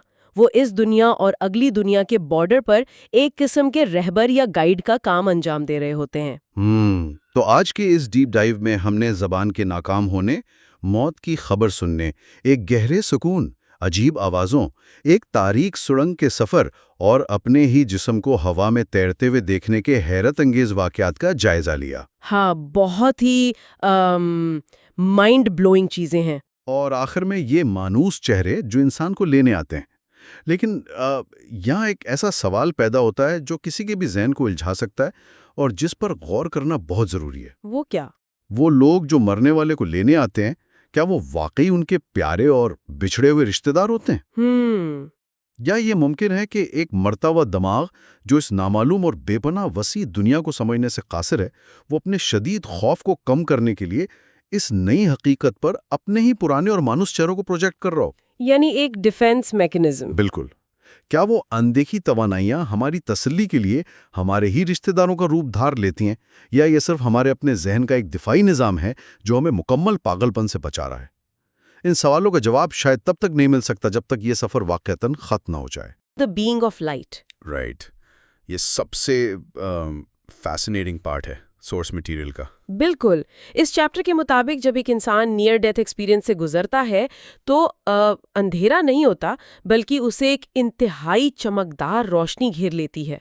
शुरू में ये रोशनी थोड़ी मध्यम होती है और फिर अचानक से बहुत ज़्यादा तेज हो जाती है। हाँ, एक अनअर्थली ब्रिलियंस होती है उसमें। सही, लेकिन मजे की बात यह है कि इतनी शदीद रोशनी होने के बावजूद ये आंखों को बिल्कुल नहीं चुभती। उसकी वजह कंप्लीटली लॉजिकल है। अगर फिजिकल बॉडी के लिमिटेशंस को साइड पर रख दिया जाए, जब इंसान आउट ऑफ बॉडी स्टेट में होता है तो उसके पास फिजिकल रेटिनाज या ऑप्टिकल नर्व्स तो नहीं होते ना जो डैजल हो सकें। अच्छा, यानी फिजिकल हार्डवेयर ही नहीं है वहाँ। एग्जैक्टली। वो सिर्फ कॉन्शियसनेस के थ्रू एक्सपीरियंस कर रहे हैं। लोग इस रोशनी को सिर्फ देखते नहीं हैं, बल्कि उसे महसूस करते हैं। सोर्स मटेरियल बताता है कि लोग लफ्ज़ों में बयान ही नहीं कर पाते कि इस रोशनी से किस कदर अनकंडीशनल लव और वार्मथ निकल रही होती है। वाओ! ये कोई बेजान फिजिकल लाइट नहीं है, ये एक मुकम्मल हस्ती है, यानी एक कॉन्शियस बीइंग। एक ऐसी मैग्नेटिक अट्रैक्शन होती है जो इंसान को कंप्लीटली सेफ और महफूज फील करवाती है। राइट। और ये बात मुझे सबसे ज्यादा हैरान करती है कि हर शख्स को इस बात का मुकम्मल यकीन होता है कि ये रोशनी एक पर्सनैलिटी है। लेकिन यहाँ मैं थोड़ा पुशबैक देना चाहती हूँ। सही। अगर तजुर्बा सबका एक जैसा है और उस रोशनी की वार्मथ भी एक जैसी है, तो इस हस्ती को पहचानने का तरीका इतना मुख्तलिफ क्यों है? हमने सोर्सेज में पढ़ा कि क्रिश्चियन बैकग्राउंड के लोग इसे हजरत ईसा समझते हैं। बिल्कुल। और यहूदी बैकग्राउंड के लोगों ने इसे एक गाइड या एंजल कहा। और जिन लोगों का कोई मजहबी बैकग्राउंड नहीं था, उन्होंने इसे सिर्फ बीइंग ऑफ लाइट का नाम दिया। अगर रियलिटी एक है तो लेबल्स इतने अलग क्यों? ये ह्यूमन साइकोलॉजी और स्पिरिचुअल एक्सपीरियंस का बहुत डीप इंटरसेक्शन है। असल में ये हस्ती जबान या आवाज के जरिए बात नहीं करती, ये अनइम्पीडेड टेलीपैथी के थ्रू कम्युनिकेट करती है। यानी थॉट्स डायरेक्ट माइंड से माइंड में? हाँ बिल्कुल। अब जब एक इंसानी दिमाग इतने ओवरवेलमिंग तजर्बे को प्रोसेस करने की कोशिश करता है, तो वो ऑटोमेटिकली अपने एग्जिस्टिंग कल्चरल और रिलीजियस फ्रेमवर्क का सहारा लेता है। दिमाग उस रोशनी को वो शक्ल या नाम दे देता है जो उसके लिए अल्टीमेट लव को रिप्रेजेंट करता हो। Make sense. और ये हस्ती कम्युनिकेट करते हुए प्रैक्टिकली एक ही बुनियादी सवाल पूछती है, क्या तुम मरने के लिए तैयार हो? या तुमने अपनी जिंदगी में ऐसा क्या किया है जो मुझे दिखा सको? वेट, तुमने अपनी जिंदगी में क्या किया है? ये सुनकर तो किसी को भी एक्सट्रीम एंजाइटी हो जाए। ऐसा लगता है जैसे कोई फाइनल जजमेंट होने वाला है। देखने में ऐसा लगता है, लेकिन तजुर्बा बिल्कुल इसके बरक्स है। लोग बताते हैं कि इस सवाल में जरा सा भी गुस्सा या तंकीद नहीं होती। ये स्ट्रिक्टली एक सुक्राटिक क्वेश्चन है। सुकरात के सवालों की तरह? राइट, जिनका मकसद सजा देना नहीं बल्कि सेल्फ रिफ्लेक्शन पर मजबूर करना होता है। ये हस्ती इंसान के अंदर एक आईना रख देती है ताकि वो खुद अपनी जिंदगी को इवैल्यूएट कर सके। और उस आईने में देखने का जो प्रोसेस है वो हमारे अगले फेज की तरफ जाता है, चैप्टर द रिव्यू। जब वो सवाल पूछा जाता है तो जिंदगी का एक एजुकेशनल जायजा शुरू होता है। और सोर्सेज इसे जिस तरह डिस्क्राइब करते हैं वो किसी साइंस फिक्शन मूवी से कम नहीं। हाँ, वो एक मुकम्मल फ्लैशबैक होता है। बिल्कुल। इन मनाजिर में इंसान अपनी पूरी जिंदगी देखता है, लेकिन ये कोई ब्लर मेमोरी नहीं होती। ये मनाजिर मुकम्मल 3D रंगीन और फुली मूविंग होते हैं। इंसान क्रोनोलॉजी की कैद से आज़ाद हो जाता है और सिर्फ मनाजिर देखता नहीं है बल्कि उस वक्त के जज्बात को दोबारा री एक्सपीरियंस करता है। एब्सोल्युटली। टाइम का कॉन्सेप्ट कंप्लीटली कोलैप्स हो जाता है वहां। एक अर्थली मिलीसेकंड के अंदर अब पूरी जिंदगी सामने आ जाती है। हाँ, जैसे वो एक खातून की मिसाल थी सॉसेज में, जो अपने बचपन में वापस चली जाती हैं। एग्जैक्टली। वो देखती हैं कि कैसे उन्होंने अपना एक पसंदीदा खिलौना तोड़ा था और उस पर कितनी देर तक रोई थीं। वो उस वक्त का इमोशनल ट्रॉमा फिर से महसूस करती हैं। लेकिन इस बार एक मेजर ट्विस्ट होता है। वो थर्ड पार्टी ऑब्जर्वर वाला एंगल। हाँ, वो बच्ची की तरह तो महसूस करती ही हैं, मगर साथ ही एक थर्ड पार्टी ऑब्जर्वर की तरह भी खुद को देख रही होती हैं। उन्हें समझ आता है कि उनका एक्शन दूसरों को कैसे अफेक्ट कर रहा था। ये एक बहुत हैवी कॉन्सेप्ट है। मुझे वो ट्रक ड्राइवर वाली मिसाल याद आ रही है। वो ड्राइविंग के दौरान सो जाता है और ट्रक स्किड करता हुआ ब्रिज की तरफ जाता है। उन चंद सेकंड्स के अंदर जब मौत सामने होती है तो उसकी पूरी लाइफ फ्लैश होती है। 2 साल की उम्र में बीच पर चलना, फिर खिलौने का टूटना, फिर स्कूल जाना। सब कुछ एक स्प्लिट सेकंड में। राइट। ये बिल्कुल ऐसा है जैसे कंप्यूटर की हार्ड ड्राइव को एक जिप फाइल बनाकर अचानक अनजिप कर दिया जाए। लेकिन जो थर्ड पार्टी ऑब्जर्वर वाली बात हुई, अगर हम अपनी गलतियां वहां इस डिटेल में दोबारा जीते हैं, तो क्या इंसान शर्म या गिल्ट से क्रश नहीं हो जाता? यही वो पॉइंट है जहां उस रोशनी की हस्ती का असल रोल सामने आता है। इंसान को गिल्ट जरूर महसूस होती है, लेकिन वो हस्ती उसे बिल्कुल जज नहीं करती। अच्छा, कोई नेगेटिव रिएक्शन नहीं होता? बिल्कुल नहीं। उसका एटीट्यूड कंप्लीटली अनकंडीशनल लव वाला होता है। इस रिव्यू का मकसद प्योरली एजुकेशनल है। वो हस्ती सिर्फ 2 अहम चीजों पर फोकस करती है। पहला, दूसरे इंसानों से अनकंडीशनल मोहब्बत करना सीखना, और दूसरा, नॉलेज या इल्म हासिल करना। तो इससे ये सोचने पर मजबूरी होती है कि हम अपनी डेली लाइफ में किन चीज़ों को इम्पोर्टेंस देते हैं। अगर किसी की ज़िंदगी सामने फ्लैश हो, तो फोकस इस बात पर नहीं होगा कि ऑफिस में स्टेटस क्या था, बल्कि इस बात पर होगा कि किसी आम इंसान के साथ रवैया कैसा था। राइट।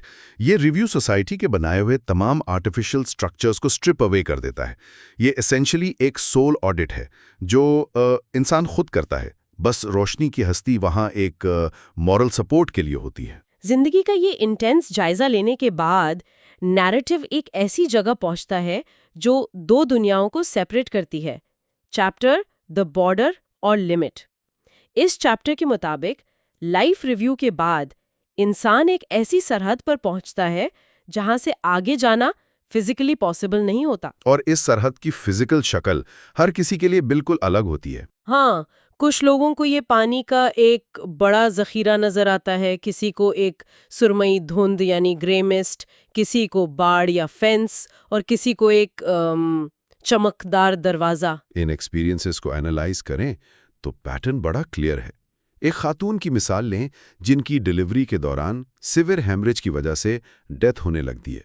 वो बताती हैं कि उन्हें एक बजिंग साउंड सुनाई दी और फिर उन्होंने खुद को एक जहाज पर झील के दूसरे किनारे की तरफ जाते देखा। और वहां उनके रिलेटिव्स थे ना? बिल्कुल। दूसरे किनारे पर उनके वफात पा जाने वाले रिश्तेदार और वालिदैन थे जो उन्हें बुला रहे थे, जबकि उसी वक्त वो डिलीवरी रूम में डॉक्टर्स को अपने जिस्म पर काम करते हुए भी एज अ स्पेक्टेटर देख रही थी। ये डिटेल कितनी विविड है, आई मीन। और एक और शख्स का केस भी है जिसे हार्ट अटैक हुआ था। उसने एक सुरमई धुंध देखी और उसके उस पार एक गोल्डन येलो शहर नजर आ रहा था। वो जाना चाहता था वहां, लेकिन अचानक उसके अंकल कार्ल सामने आ गए जो सालों पहले गुजर चुके थे। हाँ, और उन्होंने उसे वहां ब्लॉक कर दिया। राइट, और कहा कि वापस जाओ, तुम्हारा काम अभी मुकम्मल नहीं हुआ। ये सरहद बिल्कुल ultimate do not enter board की तरह लगती है जो इन 2 रेल्म्स को अलग करती है। लेकिन मेरा सवाल ये है कि इंसानी दिमाग इस पॉइंट ऑफ नो रिटर्न को रिवर्स या फेंसेस में क्यों ट्रांसलेट कर रहा है? क्योंकि बाउंड्री ओरिजिनली स्पिरिचुअल है। दिमाग के पास इस एब्स्ट्रैक्ट लाइन को समझने के लिए अपने अर्दली कॉन्सेप्ट्स का सहारा लेने के सिवा कोई रास्ता नहीं होता। ह्यूमन माइंड को पैटर्न्स चाहिए होते हैं, तो वो उसे अपनी लाइफ के हिसाब से प्रोजेक्ट करता है। एग्जैक्टली। किसी के लिए पानी सबसे बड़ी रुकावट है तो झील नजर आती है, किसी को दरवाजा। लेकिन रूट एक्सपीरियंस यानी एक एब्सोल्यूट लिमिट को टच करना सबका यूनिवर्सली सेम है। और जब इस लिमिट को टच कर लिया जाता है तो वापस आने का वक्त होता है, चैप्टर कमिंग बैक। इस चैप्टर की जो बात मुझे डीपली इमोशनल लगी वो ये है कि जो लोग मौत से शदीद खौफजदा होते हैं ना, जब वो इस रोशनी और अनकंडीशनल लव को महसूस कर लेते हैं तो वो वापस आना ही नहीं चाहते। ये ह्यूमन कॉन्शियसनेस का एक मैसिव शिफ्ट है। वो उस एब्सोल्यूट एक्सेप्टेंस को छोड़ना नहीं चाहते। तो फिर वो वापस आते क्यों हैं? मोस्टली अपनी किसी अनफुलफिल्ड ड्यूटी या पर्पस की वजह से। कुछ माएँ एक्सप्लिसिटली अपने छोटे बच्चों की परवरिश के लिए वापस आने का डिसीजन लेती हैं। कुछ लोगों को उनकी अधूरी तालीम के लिए वापस भेजा जाता है। और कुछ केसेस में तो जिंदा रिश्तेदारों की दुआएं उन्हें वापस खींच लाती हैं। हाँ, वो मैग्नेटिज्म की तरह काम करती हैं। एक औरत ने क्लियरली अपनी भतीजी से रिक्वेस्ट की कि तुम्हारी दुआएं मुझे यहाँ रोके हुई हैं, please don't pray any more. ये दिखाता है कि अर्थली कनेक्शंस कितनी स्ट्रॉन्ग फोर्स हैं वहाँ। मगर वापसी का ये जो फिजिकल प्रोसेस है ये बड़ा वायलेंट और सडन महसूस होता है। ये एक तेज रफ्तार तारीक सुरंग से गुजरने या एक हार्श झटके की तरह होता है। जैसे एक पेशेंट ने डिस्क्राइब किया कि जब उसे डिफिब्रिलेटर शॉक्स लगाए गए तो वो छत से सीधा एक डेड वेट की तरह अपने जिस्म में आकर गिरा। वापसी इतनी अनकंट्रोलेबल क्यों है? क्योंकि दो मुख्तलिफ डायमेंशंस का अचानक क्लैश होता है। एक तरफ टाइम और स्पेस से आज़ाद डायमेंशन है और दूसरी तरफ हमारी हैवी फिजिकल रियलिटी। वापसी जारिंग होती है क्योंकि इंसान रूह और जिस्म के फर्क को क्लियरली महसूस करता है। जो मौत का खौफ था वो अब इस फिजिकल कैद के खौफ में बदल जाता है। एग्जैक्टली और एक बहुत अहम डिटेल ये है कि काफ़ी लोगों को स्पेसिफिकली याद है कि वो अपने जिस्म में हेड के रास्ते से दाखिल हुए। उन्हें लगता है जैसे किसी फनल ने खींच लिया हो। सिर्फ हेड के रास्ते ही क्यों? क्योंकि बायोलॉजिकली और साइकोलॉजिकली हम अपनी आइडेंटिटी या सेंस ऑफ सेल्फ को अपने ब्रेन के साथ एंकर करते हैं। तो एक्सपैंडेड कॉन्शियसनेस सीधा अपने सेंटर ऑफ ऑपरेशंस यानी हेड के रास्ते से ही कॉकपिट में री एंटर करती है। वाओ! और जब इंसान वापस होश में आता है तो एक नया स्ट्रगल शुरू होता है। Chapter telling others. जब ये लोग दोबारा सोसाइटी में फंक्शन करने की कोशिश करते हैं तो सबसे बड़ा चैलेंज इस एक्सपीरियंस को बयान करना होता है। सोर्सेज बताते हैं कि इन्हें 100% यकीन होता है कि ये ख्वाब या हेलुसिनेशन नहीं था। बिल्कुल, उनके पास वेकिंग स्टेट और नियर डेथ स्टेट में डिफरेंस करने की क्लैरिटी होती है, लेकिन वो माशरे के सामने बात करने से डरते हैं। और डरना बनता भी है। हाँ, हमारी सोसाइटी ऐसे प्रोफाउंड एक्सपीरियंसेस को हैंडल करने के लिए इक्विप्ड ही नहीं है। कई मिसालें हैं जहां पेशेंट्स ने डॉक्टर्स या नर्सेस को बताना चाहा तो उन्हें डायरेक्टली कह दिया गया कि आप मेंटल स्ट्रेस में हैं या दवाई की वजह से हैलुसिनेट कर रहे हैं। ये बिल्कुल वैसा है जैसे किसी ने यूएफओ देख लिया हो और उसे पता हो कि ये रियल है, लेकिन ये भी जानता हो कि कोई और उस पर यकीन नहीं करेगा। प्रिसाइजली ये रिजेक्शन हमारी सोसाइटी की मौत के बारे में अनकंफर्टेबल साइलेंस को एक्सपोज करती है। हम हर चीज़ को मटेरियलिस्टिक टर्म्स में डिफाइन करना चाहते हैं। इसलिए जब इन लोगों को बाद में पता चलता है कि किसी और ने भी सेम बॉर्डर और रोशनी देखी है तो उन्हें एक इमेंस रिलीफ मिलता है। उन्हें लगता है कि आखिर कोई तो है जो उनकी ज़बान समझता है। और इस अकेलेपन का उनकी बाकी ज़िंदगी पर क्या असर पड़ता है, ये आखिरी फेज़ है चैप्टर इफ़ेक्ट्स ऑन लाइव्स। इन लोगों की ज़िंदगियां डेफिनेटली पहले जैसी नहीं रहती, लेकिन ये लोग रिलीजियस एक्सट्रीमिस्ट या प्रीचर नहीं बनते। नहीं, बिल्कुल नहीं। बल्कि उनकी ज़िंदगी में एक खामोश मगर डीप फिलोसॉफिकल तब्दीली आती है। सुपरफिशियल चीज़ें जैसे सोसाइटी में स्टेटस या फिजिकल खूबसूरती इनके लिए अटरली मीनिंगलेस हो जाती हैं। जिस्म इनके लिए सिर्फ एक टेम्पररी कवर रह जाता है। उनकी वैल्यूज़ कंप्लीटली ट्रांसफॉर्म हो जाती हैं। क्योंकि उन्होंने उस आईने में खुद को देखा होता है तो उनकी एम्पैथी एक्सपोनेंशियली बढ़ जाती है। वो लोगों को जज करना छोड़ देते हैं। और सोर्सेज में एक बड़ी हैरानकुन ऑब्जर्वेशन ये भी है कि कुछ लोगों में दूसरों के ख्यालात पढ़ने की एक्स्ट्रा ऑर्डिनरी साइकिक सलाहियतें पैदा हो जाती हैं। जैसे एक खातून को पार्टी में लोगों के अनस्पोकन थॉट्स प्रैक्टिकली सुनाई देने लगे थे, जिससे वहाँ लोग डर गए। ये उनकी उस एक्सपैंडेड कॉन्शियसनेस का एक छोटा सा साइड इफेक्ट होता है, लेकिन इन नई सलाहियतों के बावजूद ये लोग खुद को मॉरली सुपीरियर नहीं समझते। इनका फोकस सिर्फ उन दो असबाक पर रहता है जो उन्होंने उस रोशनी से सीखे थे। पहला, बगैर किसी गर्ज के मोहब्बत करना, और दूसरा, मुसलसल इल्म हासिल करना, क्योंकि उन्हें पता चल चुका होता है कि मौत के बाद भी नॉलेज का हुसूल जारी रहता है, एक एंडलेस जर्नी की तरह। New views of death. अच्छा, ये चैप्टर मतलब पहली लाइन में एक ऐसी बात करता है जो पूरा पर्सपेक्टिव बदल देती है। हाँ, यानी इस चैप्टर में क्लियरली बताया गया है कि जिन लोगों को नियर डेथ एक्सपीरियंसेस होते हैं यानी एनडीईज, उनके अंदर से मौत का डर हमेशा के लिए बिल्कुल खत्म हो जाता है। एग्जैक्टली और डर खत्म होने का ये मतलब हरगिज नहीं है कि वो लोग जाकर खुदकुशी या सुसाइड करना चाहते हैं। असल में वो ये महसूस करते हैं कि इस फिजिकल दुनिया में उनका एक मकसद है जो अभी बाकी है। राइट, वो लोग मौत को एक अंधेरा या नींद नहीं समझते, बल्कि इसे एक ट्रांजिशन कहते हैं, यानी एक अवेकनिंग या जागना। हाँ हाँ, कुछ लोगों ने तो इसे किसी जेल से आज़ादी या एस्केप फ्रॉम प्रिजन की तरह भी डिस्क्राइब किया है। Oh wow, escape from prison. लेकिन यहाँ एक और पॉइंट है जो ट्रेडिशनल सोच से बिल्कुल अलग है।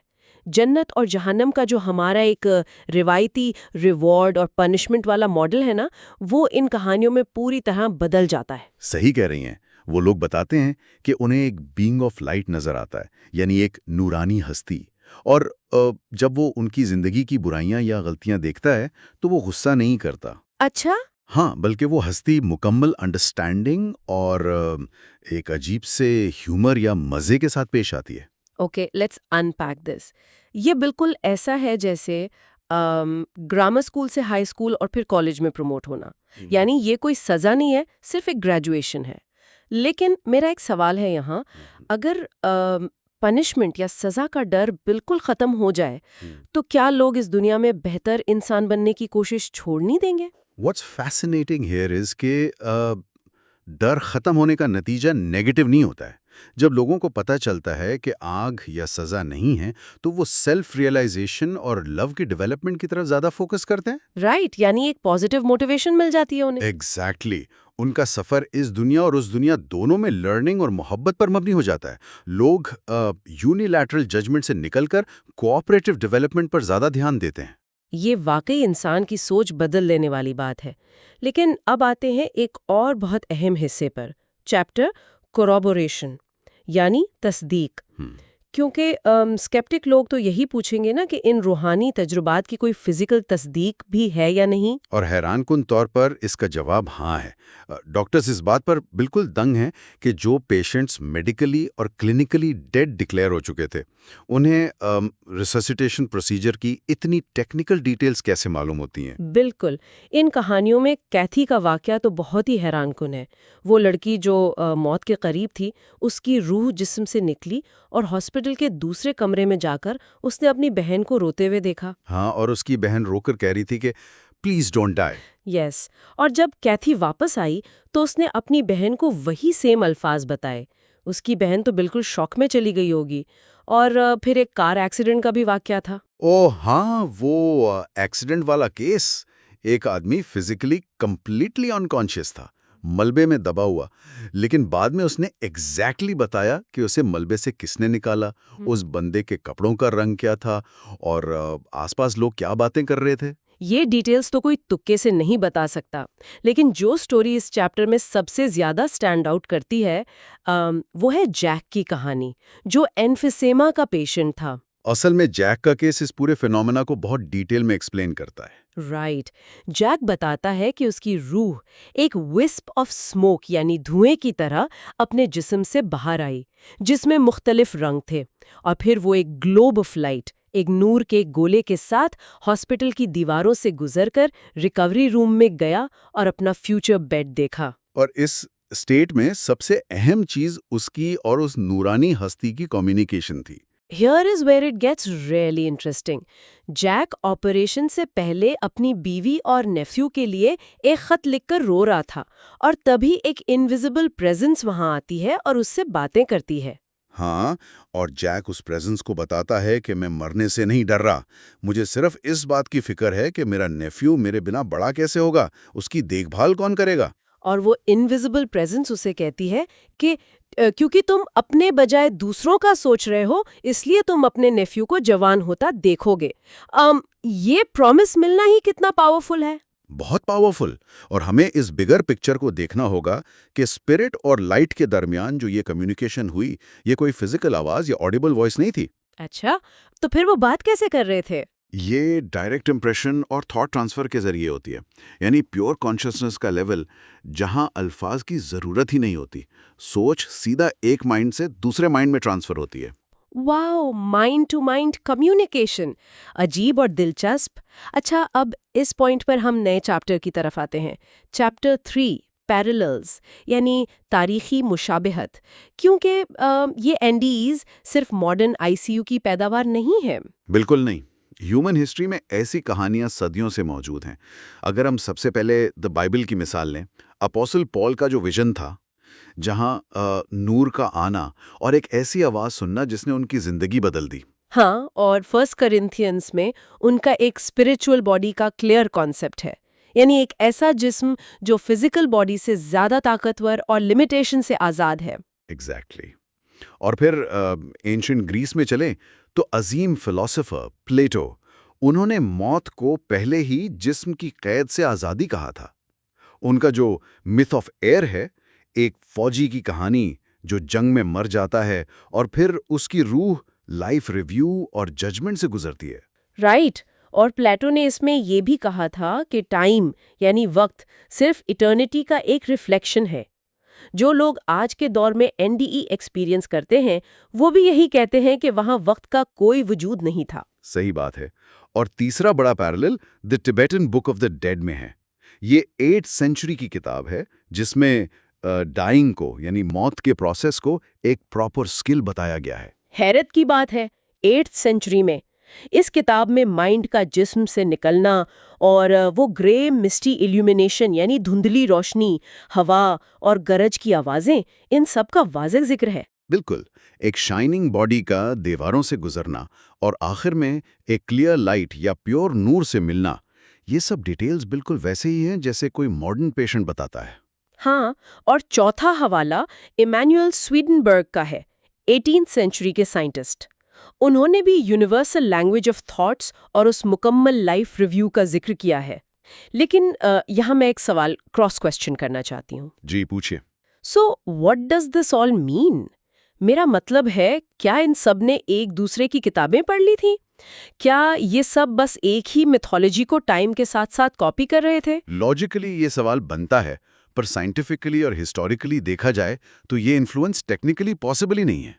वो कैसे? देखिए, मिसाल के तौर पर Tibetan book of the dead 1927 तक इंग्लिश में ट्रांसलेट ही नहीं हुई थी। तो स्वीडनबर्ग जो 18th सेंचुरी में थे, वो इसे कैसे पढ़ सकते थे? ओह, राइट, डेट्स मैच नहीं करते। एग्जैक्टली। ये क्रॉस कल्चरल और क्रॉस हिस्टोरिकल सिमिलैरिटी असल में इस बात का सबूत है कि इंसान की कॉन्शियसनेस एक ही यूनिवर्सल एक्सपीरियंस से गुजर रही है। ये कोई स्क्रिप्ट नहीं है जो कॉपी किया जा रहा हो। जबरदस्त पॉइंट है ये। और इसी तजस्सुस के साथ हम अगले हिस्से में दाखिल होते हैं। Chapter 4, 4 questions. ये चैप्टर उन 4 अहम सवालात पर मबनी है जो इस मौजू पर अक्सर उठाए जाते हैं। पहला सवाल, क्या ये सब झूठ या फैब्रिकेशन है? ये सबसे कॉमन स्केप्टिक क्वेश्चन है, लेकिन सोर्स क्लियर करता है कि नहीं, ये झूठ नहीं है। जब ये लोग अपना तजर्बा बताते हैं तो उनके जज्बात, उनका रोना और उनकी फीलिंग्स इंतहाई जेन्युइन होती हैं। सही। और किताब ये भी कहती है कि लोग इस बात को बढ़ा चढ़ाकर या इम्बेलिश करके पेश नहीं करते, बल्कि इसके बिल्कुल उलट सप्रेशन यानी इन कहानियों को छुपाना ज्यादा आम है। बिल्कुल, डर की वजह से। और यही हमारा दूसरा सवाल है कि लोग इस बारे में ज्यादा बात क्यों नहीं करते। हाँ, क्योंकि आज का जो साइंटिफिक और मेडिकल दौर है, वो ऐसी रूहानी बातों को सपोर्ट ही नहीं करता। डॉक्टर्स को उनकी मेडिकल ट्रेनिंग में सिखाया जाता है कि पेशेंट्स के जो सब्जेक्टिव सिम्टम्स हैं, यानी उनके एहसासात, उन्हें इग्नोर करें और सिर्फ नंबर्स पर फोकस करें। सही। मॉडर्न मेडिसिन हर चीज को मेजर करना चाहती है, इसलिए अगर कोई पेशेंट ऐसी बात करता भी है तो उसे ऑक्सीजन की कमी या हेलुसिनेशन कहकर टाल दिया जाता है। फिर आता है तीसरा सवाल, क्या मर्दों और औरतों में इस तजर्बे में कोई फ़र्क है? किताब बताती है कि एक्सपीरियंस तो बिल्कुल सेम है, लेकिन मर्द यूजुअली डर की वजह से इसे छुपाते ज़्यादा हैं। हाँ, फेयर ऑफ रिडिक्यूल, मर्दों को मजाक उड़ाए जाने का डर ज्यादा होता है। एग्जैक्टली और इसमें एक इंटरेस्टिंग डिटेल ये भी है कि प्रेग्नेंट औरतों में ये एक्सपीरियंसेस काफ़ी कॉमन देखे गए हैं। अब आते हैं चौथे और बहुत ही सेंसिटिव सवाल पर, सुसाइड और रीइंकार्नेशन। ये बहुत क्रूशल पॉइंट है। मौत का डर खत्म होने के बावजूद सुसाइड करने वालों का एक्सपीरियंस बहुत ही तकलीफदेह होता है। यानी जो लोग नेचुरली मरते हैं और जो सुसाइड करते हैं, उनका एनडीई फर्क होता है। बहुत फर्क। सुसाइड करने वाले लोग एक टॉर्मेंटेड सोल बन जाते हैं। वो एक लिम्बो में, एक ऐसी स्टेट में फंस जाते हैं क्योंकि उन्होंने एस्केप करने का एक नेचुरल रूल ब्रेक किया होता है। ओह वाओ, यानी तकलीफ खत्म नहीं होती, सिर्फ फॉर्म चेंज कर लेती है। एग्जैक्टली। और रीइंकार्नेशन यानी अगले जन्म के हवाले से क्या कहती है तहकीक? रीइंकार्नेशन को रूल आउट तो नहीं किया गया, पर इस स्पेसिफिक स्टेज पर उसे वेरीफाई या चेक भी नहीं किया जा सकता, क्योंकि एनडीईज एक इनिशियल बाउंड्री तक महदूद होते हैं। राइट। अब एक थोड़ा मेडिकल एंगल देखते हैं। मौत की डेफिनेशन, क्लिनिकल डेथ जहां वाइटल साइंस नहीं होते वर्सेस फ्लैट ईईजी और फिर इरिवर्सिबल लॉस ऑफ फंक्शन। मैं इस फ्लैट ईईजी वाले आर्ग्यूमेंट को थोड़ा चैलेंज करना चाहती हूँ। जी बिल्कुल। स्केप्टिक्स अक्सर ये पॉइंट उठाते हैं। हाँ, स्केप्टिक्स कहते हैं कि अगर एक शख्स का ईईजी फ्लैट था और वो मेडिकली वापस आ गया है, तो टेक्निकली वो असल में मरा ही नहीं था। उसके जिस्म में कहीं ना कहीं बायोलॉजी जिंदा थी। मैं इस आर्ग्यूमेंट को समझता हूँ। ये मेडिकल डेफिनेशन का सवाल है, पर काम होकर देखें तो डेफिनेशन चाहे जो भी हो, अहम बात यह है कि ये लोग पॉइंट ऑफ नो रिटर्न के इतने करीब पहुंच गए थे जितना जिंदा इंसानों में से और कोई नहीं पहुंचा। सही। मौत शायद एक फिक्स्ड एग्जैक्ट पॉइंट नहीं है, बल्कि एक शिफ्टिंग रेंज है, एक प्रोसेस। सोल रिलीज होने का जो मैकेनिज्म है, वो फिजिकल ऑर्गन्स के मुकम्मल और पूरी तरह फेल होने से थोड़ा पहले ही शुरू हो जाता है। यानी जब जिस्म डीप क्राइसिस में होता है, कॉन्शियसनेस पहले ही डिटैच होना स्टार्ट हो जाती है। बिल्कुल। ये सारी बातें इतनी डीप हैं कि दिमाग घूम जाता है। और इसके साथ ही हम एक आखिरी बहुत ही गहरे और प्रोवोकेटिव थॉट की तरफ आते हैं। हाँ, जो फ्यूचर के हवाले से बहुत अहम है। जरा सोचिए, अगर हमारी मेडिकल साइंस और ये सीपीआर रिससिटेशन की टेक्नोलॉजी इसी तरह एडवांस होती रही और हम मौत के इस पॉइंट ऑफ नो रिटर्न को मजीद पीछे धकेलने में कामयाब हो गए, तो नतीजा क्या निकलेगा? जैसे जैसे मेडिकल मशीन्स बेहतर होंगी, हम ज्यादा से ज्यादा लोगों को वापस ला सकेंगे। एग्जैक्टली। तो क्या आने वाले वक्त में लाइफ आफ्टर लाइफ के ये जो नक्शे हैं, ये मैप्स और भी ज्यादा डिटेल के साथ वाजे हो जाएंगे? बिल्कुल मुमकिन है। क्या मौत असल में कोई हमेशा का अंधेरा नहीं, बल्कि एक ऐसी सरहद है जिसे हमारी ह्यूमन साइंस धीरे धीरे अपने तरीके से एक्सप्लोर कर रही है? तसव्वुर करें एक हॉस्पिटल का बिल्कुल नॉर्मल सा कमरा है। एक शख्स बेड पर आखिरी सांसें ले रहा है। हाँ, जो आमतौर पर होता है। बिल्कुल। और उसके पास उसका एक सेहतमंद रिलेटिव उसका हाथ पकड़े बैठा है। अचानक उस सेहतमंद इंसान को लगता है जैसे कमरे की फिजा बदल गई है। कमरे का माहौल ही चेंज हो गया। एग्जैक्टली। उसे एक अजीब सी पुरसुकून रोशनी नजर आने लगती है, और सबसे हैरानकुन बात, उसे वहां कमरे में वो लोग खड़े नजर आते हैं जो सालों पहले गुजर चुके हैं। माइंड ब्लोइंग है ना? वो सेहतमंद इंसान जिंदा है, उसे कोई बीमारी नहीं, कोई दवा नहीं दी गई, फिर भी वो मौत के उस पार की दुनिया का हिस्सा बन रहा है। इसे एम्पैथिक डेथ एक्सपीरियंस कहते हैं। ये वाकई में इंसानी फितरत का एक अजीब पहलू है। असल में जब भी कोई ऐसी चीज होती है जो हमारी समझ से बिल्कुल बाहर हो, तो हम फौरन उसे किसी लॉजिकल डब्बे यानी किसी बॉक्स में फिट करने की कोशिश करते हैं। डाइव में हम रेमंड ए मूडी की मशहूर रिसर्च लाइफ आफ्टर लाइफ के सोर्स मटेरियल का गहरी नजर से तज्जिया कर रहे हैं, जो कि एक मास्टर क्लास है इस टॉपिक पर। हाँ, हमारा मकसद नियर डेथ एक्सपीरियंसेस यानी एनडीईज की उन मुख्तलिफ साइंटिफिक, साइकोलॉजिकल और सुपरनैचुरल एक्सप्लेनेशंस को समझना है जो लोग पेश करते हैं, और साथ ही उन नई डिस्कवरीज को एक्सप्लोर करना है जो 21st सेंचुरी की रिसर्च में सामने आई हैं। Okay, let's unpack this. जब कोई कहता है कि उसने मौत के बाद का मंजर देखा है, तो स्केप्टिक्स आखिर क्या-क्या एक्सप्लेनेशंस देकर इन एनडीईज को डिसमिस करने की कोशिश करते हैं? देखिए, ये ह्यूमन माइंड का एक बहुत नेचुरल डिफेंस मैकेनिज्म है। हम उस चीज से डरते हैं जो हमें समझ नहीं आती। Make sense. लेकिन इंफॉर्मेशन ओवरलोड के इस दौर में किसी भी प्रोफाउंड एक्सपीरियंस को सिर्फ एक सिंगल एंगल से देखना या डिसमिस कर देना काफी नहीं होता। यानी हर चीज का एक कॉन्टेक्स्ट होता है। एग्जैक्टली हर थियोरी का, हर एक्सप्लेनेशन का एक कॉन्टेक्स्ट होता है जिसे समझना जरूरी है। लोग कॉमनली इन एक्सपीरियंसेस को डिबंक करने के लिए मुख्तलिफ थियोरीज का सहारा लेते हैं। तो चलिए सीधा किताब के चैप्टर्स पर आते हैं। पहला चैप्टर है 5 एक्सप्लेनेशंस। लोग एनडीज को ऐसे ट्रीट करते हैं जैसे कोई क्राइम सीन हो, जहां हर स्केप्टिक अपना अपना सस्पेक्ट पेश कर रहा है। ये एनालॉजी बहुत फिट बैठती है यहाँ। है ना? तो पहली एक्सप्लेनेशन सुपरनैचुरल है। एक तबका है जो ये मानता है कि ये कोई डिवाइन एक्सपीरियंस नहीं, बल्कि डेमोनिक फोर्सेस यानी शैतानी ताकतों का धोखा है। जो कि हिस्टोरिकली काफी कॉमन बिलीफ था। लेकिन यहाँ मेरा एक सवाल है, अगर डेमोनिक डिसेप्शन वाली थ्योरी को मान भी लिया जाए, तो ये लॉजिक तो यहीं फेल हो जाती है। वो कैसे? अगर एक डीमन किसी इंसान को धोखा दे रहा है, तो उसके वापस आने के बाद उस इंसान में नफरत या डिस्ट्रक्शन होनी चाहिए। लेकिन एनडीई से वापस आने वाले लोग तो पहले से ज्यादा लविंग, ज्यादा फॉरगिविंग और एम्पैथिक बन जाते हैं। व्हाट्स फैसिनेटिंग हियर इज आपने बिल्कुल कोर कॉन्ट्रडिक्शन को पकड़ लिया है। एक डीमन अपना ही नुकसान क्यों करेगा किसी को बेहतर इंसान बनाकर? बिल्कुल। डेमोनिक थ्योरी हिस्टोरिकली इसलिए पेश की गई क्योंकि कुछ रिलीजियस ग्रुप्स को लगता था कि एनडीईज उनकी स्ट्रिक्ट थियोलॉजी से मैच नहीं करते। अच्छा। लेकिन साइकोलॉजिकल एविडेंस बिल्कुल ऑपोजिट है। जो एनडीई रिटर्नीज होते हैं उनका फियर ऑफ डेथ बिल्कुल खत्म हो जाता है। वो मटेरियल वेल्थ यानी पैसे और रुतबे से ज्यादा ह्यूमन कनेक्शन पर फोकस करने लगते हैं। तो एक बुरी ताकत का अल्टीमेट गोल इंसान को स्पिरिचुअली एलिवेट करना तो नहीं हो सकता? सही कहा। ये एक्सप्लेनेशन लॉजिकल स्क्रूटनी में कंप्लीटली फेल हो जाती है। तो फिर स्केप्टिक्स फॉरन फार्माकोलॉजिकल एक्सप्लेनेशन की तरफ भागते हैं कि भाई ये सब सिर्फ ड्रग्स और मेडिसिन्स का असर है, जो मरीज को ऑपरेशन थिएटर में दी जाती हैं। हाँ। सोर्स मटेरियल में एक डेंटिस्ट चेयर वाली स्टोरी है जो मुझे बड़ी इंटरेस्टिंग लगी। एक टीनेजर को डेंटिस्ट के पास नाइट्रस ऑक्साइड यानी लाफिंग गैस दी गई।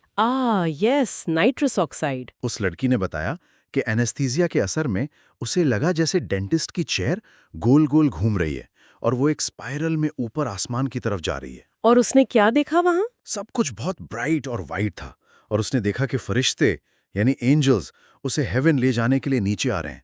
साथ ही उसे डेंटिस्ट की आवाजें दूर पहाड़ों में एको की तरह सुनाई दे रही थी। तो सुपरफिशियली देखा जाए तो रोशनी, एंजल्स, पीस, ये सब एनडी जैसा ही लगता है ना? वही तो, सुपरफिशियली तो बिल्कुल सेम लग रहा है। हाँ, पर मेडिकल फील्ड में केटामीन और नाइट्रस ऑक्साइड जैसे ड्रग्स को डिसोसिएटिव एनेस्थेटिक्स कहा जाता है। इनका मैकेनिज्म ये होता है कि ये ब्रेन के उन रिसेप्टर्स को ब्लॉक कर देते हैं जो सेंसरी इनपुट को कॉन्शियस माइंड तक पहुंचाते हैं। यानी माइंड बॉडी से कट ऑफ हो जाता है। एग्जैक्टली जब माइंड कट ऑफ होता है तो वो अपनी एक अलग रियलिटी क्रिएट करता है। लेकिन यहाँ हमें डॉट कनेक्ट करना होगा। ड्रग इंड्यूस हेलुसिनेशंस और असल एनडीज में मैकेनिज्म ऑफ फीलिंग दोनों का जमीन आसमान का फर्क होता है। किस तरह का फर्क? ड्रग वाले एक्सपीरियंसेस हमेशा वेग यानी धुंधले और केओटिक होते हैं। उस लड़की की हेवन की डिस्क्रिप्शन बिल्कुल लिटरल और उसके बचपन की रिलीजियस ट्रेनिंग पर बेस्ड थी। ओह, यानी वो एक प्रोग्राम्ड रिस्पॉन्स था। हाँ, और सबसे अहम बात, उसकी हेलुसिनेशंस उसके फिजिकल एनवायरनमेंट से मुतासिर थीं। डेंटिस्ट की चेयर का घूमना एक फिजिकल सेंसेशन की डिस्टॉर्शन थी। समझ गया। यानी ड्रग ट्रिप में इंसान का माइंड आसपास की फिजिकल चीजों को ही तोड़ मरोड़ के पेश कर रहा होता है। जबकि असल एनडीईज में लोग कंप्लीटली शार्प और हाइपर ल्यूसिड होते हैं। उनका माइंड क्लियर होता है। रोशनी की जो बात होती है एनडीज में, रोशनी किसी फिजिकल बल्ब की तरह नहीं, बल्कि एक प्रेजेंस, एक फिगर की तरह पर्सोनिफाइड होती है। जो पीस उन्हें फील होता है वो इनएफेबल होता है, अल्फाज में बयान नहीं किया जा सकता। और बहुत सा एनडीज तो बिना किसी ड्रग के होते हैं। एग्जैक्टली कुछ लोग तो एक्सीडेंट्स में या हार्ट अटैक के वक्त हॉस्पिटल पहुंचने या कोई पेन किलर मिलने से बहुत पहले ये एक्सपीरियंस कर चुके होते हैं। तो ड्रग्स हर केस को एक्सप्लेन नहीं कर सकते।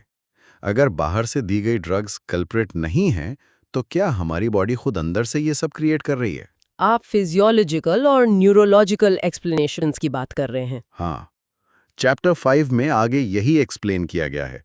क्या ये हो सकता है कि ब्रेन जब मर रहा होता है तो वो अपनी आखिरी कोशिश, एक लास्ट गास्प कर रहा हो? जब दिल धड़कना बंद हो जाता है और ब्रेन को ऑक्सीजन नहीं मिलती। तो क्या ऑक्सीजन की कमी की वजह से हैलुसिनेशंस नहीं हो सकती? इसे मेडिकल टर्म्स में सेरेब्रल एनॉक्सिया या हाइपोक्सिया कहते हैं।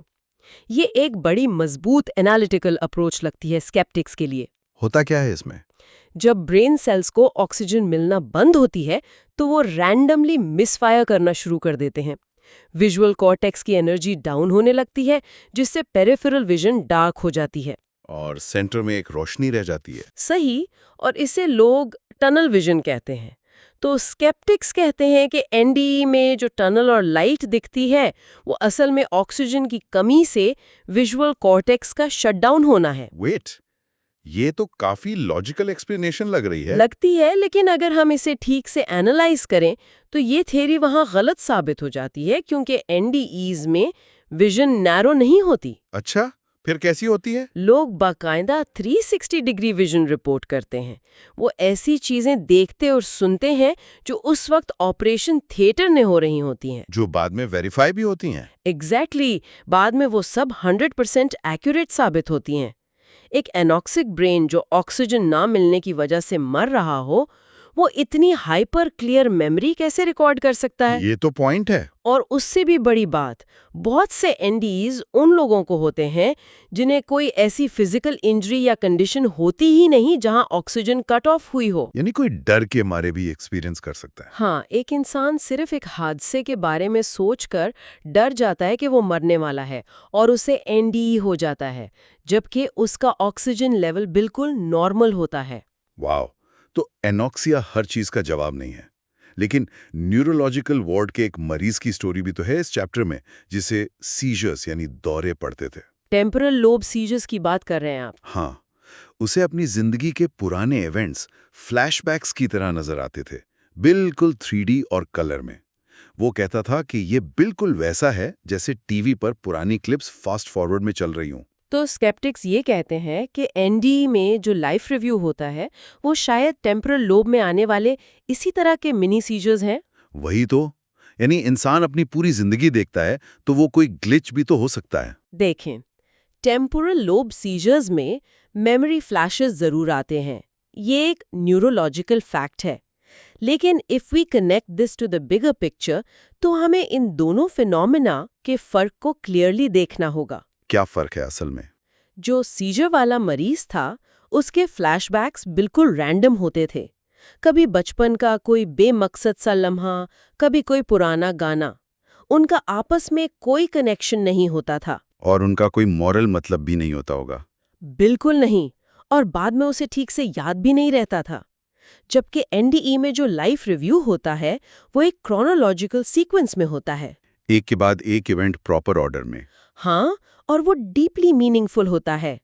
इंसान सिर्फ अपने एक्शंस नहीं देखता, बल्कि ये भी महसूस करता है कि उसके एक्शंस का दूसरों पर क्या असर हुआ। हो वाओ, यानी दूसरे इंसान की तकलीफ या खुशी को भी खुद एक्सपीरियंस करता है। सली वहा, ये एक प्रोफाउंड मॉरल और एजुकेशनल एक्सपीरियंस होता है, ना कि ब्रेन का कोई रैंडम ग्लिच। ये एक कॉन्शियस इवैल्यूएशन है। एक और अजीब ग्लिच की बात आई थी इसमें, ऑटोस्कोपिक हेलुसिनेशंस। यानी अपना ही हमशक्ल या साया खुद अपने सामने देखना। आसान लफ्जों में डॉपलगैंगर। सोर्स मटेरियल में एक कपल की स्टोरी थी जो रात को अपनी कन्वर्टेबल स्पोर्ट्स कार में जा रहे थे। हाँ, वो पेड़ों के ऊपर वाली स्टोरी। अचानक उन्होंने देखा कि आगे ट्रीज के ऊपर हवा में उन्हीं के अपने सिलुएट्स बैठे हुए हैं और वो दोनों उस विजन को एक दूसरे को नरेट कर रहे थे। दोनों एक ही चीज देख रहे थे। जैसे लड़के ने देखा कि उसके फैंटम ने हवा में एक बुक उठाई और लड़की ने भी एग्जैक्टली वही देखा। तो क्या जब एनडीई में लोग खुद को अपनी बॉडी से बाहर देखते हैं तो क्या वो यही ऑटोस्कोपिक हेलुसिनेशन नहीं है? इन दोनों में एक बुनियादी यानी फंडामेंटल फर्क है। स्पोर्ट्स कार वाले कपल ने जो अपने डबल्स या फैंटम्स देखे वो जिंदा लग रहे थे, हरकत कर रहे थे। उनकी अपनी एक ट्रांसपेरेंट एग्जिस्टेंस थी। लेकिन एनडीई में जब कोई इंसान कंप्लीटली आउट ऑफ बॉडी होता है तो उसकी कॉन्शियसनेस उस फिजिकल बॉडी के अंदर नहीं होती। वो सीलिंग से या ऊपर से अपनी फिजिकल बॉडी को देखता है। और उसे अपनी बॉडी कैसी लगती है? एक बेजान शेल, एक खाली खोल की तरह। उसे अपनी बॉडी से कोई अटैचमेंट फील नहीं होती। उसका असल वजूद उस वक्त उसकी कॉन्शियसनेस होती है। तो एनडी और ऑटोस्कोपिक डबल का एक्सपीरियंस कंप्लीटली ऑपोजिट है। एग्जैक्टली। ओके, तो ब्रेन की फिजियोलॉजिकल मैल फंक्शनिंग एनडीज को फुली एक्सप्लेन नहीं कर सकती। तो इसी चैप्टर में आगे हम साइकोलॉजिकल एक्सप्लेनेशंस पर आते हैं।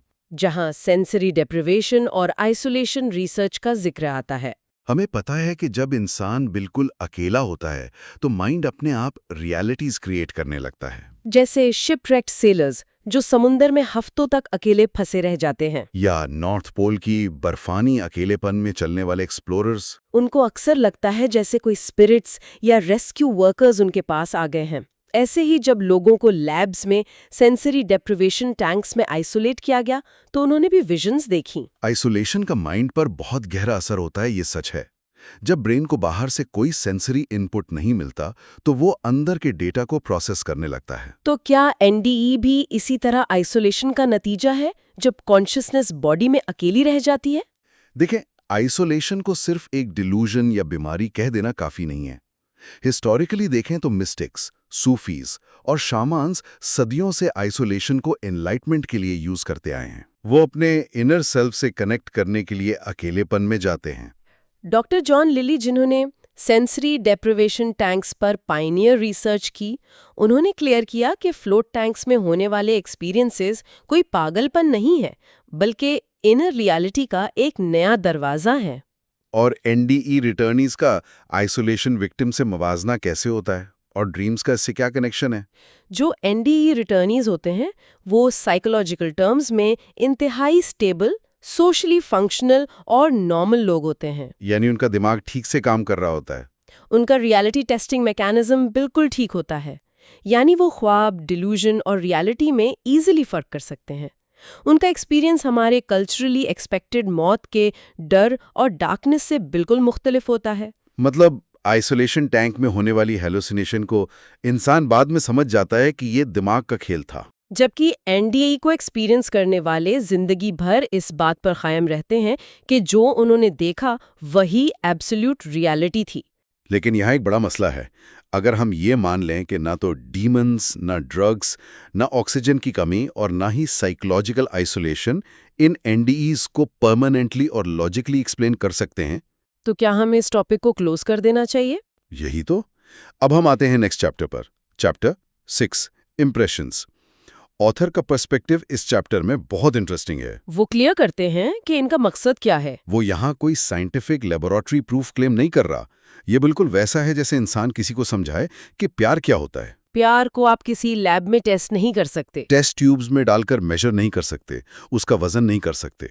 लेकिन जिसने इसे एक्सपीरियंस किया है उसके लिए ये दुनिया की सबसे ठोस रियलिटी है, 100% real. This raises an important question कि अगर ये एक्सपीरियंसेस लॉजिक और एविडेंस के रिवायती ट्रेडिशनल पैमानों पर पूरा नहीं उतरते, तो फिर साइंटिस्ट और डॉक्टर्स इनको स्टडी ही क्यों करें? हाँ, इसकी जरूरत ही क्या है? इसका जवाब बहुत प्रोफाउंड है।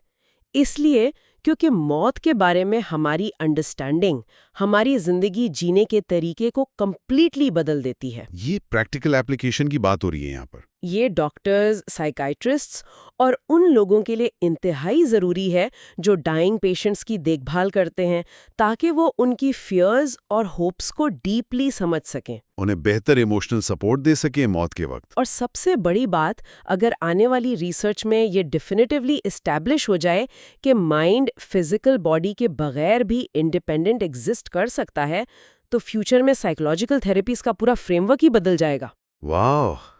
हम डिप्रेशन या ट्रॉमा के लिए सिर्फ फिजिकल ट्रीटमेंट्स जैसे केमिकल ड्रग्स पर डिपेंड नहीं करेंगे। हमें कॉन्शियसनेस की हीलिंग पर फोकस करना होगा। अजीब लगता है सोचकर कि एक फील्ड जो मेडिकल साइंस से शुरू हुई अब स्पिरिचुअल हीलिंग की तरफ जा रही है। और अब हम पूरे डीप डाइव के आखिरी हिस्से में दाखिल हो रहे हैं। Chapter afterword, near death experiences in the 21st century. इसमें पब्लिकेशन के काफी साल बाद की नई डेवलपमेंट्स हैं। Here's where it gets really interesting. हमने इंट्रो में जिस एम्पैथिक डेथ एक्सपीरियंस की बात की थी, वो एसेंशियली एनडीई रिसर्च का नया फ्रंटियर है। होता ये है कि जब कोई अपने प्यारे के साथ उनके आखिरी वक्त में डीपली कनेक्टेड होता है, इमोशनल और एम्पैथिक लेवल पर, तो जब डाइंग पर्सन की कॉन्शियसनेस इस फिजिकल रियलिटी को छोड़ रही होती है, तो वो हेल्दी पर्सन भी उस ऑल्टर्ड स्टेट में पुल हो जाता है। उन्हें फिजिकल रूम की ज्योमेट्री बदलती हुई महसूस होती है और उन्हें वो एंटिटीज नजर आती हैं जो उनके लव्ड वन को रिसीव करने आई होती हैं। और ये आने वाले वक्त की सबसे बड़ी रिसर्च बनने वाली है। इसकी एक सॉलिड सोशोलॉजिकल वजह भी दी गई है इस चैप्टर में। Demographic shifts. बिल्कुल।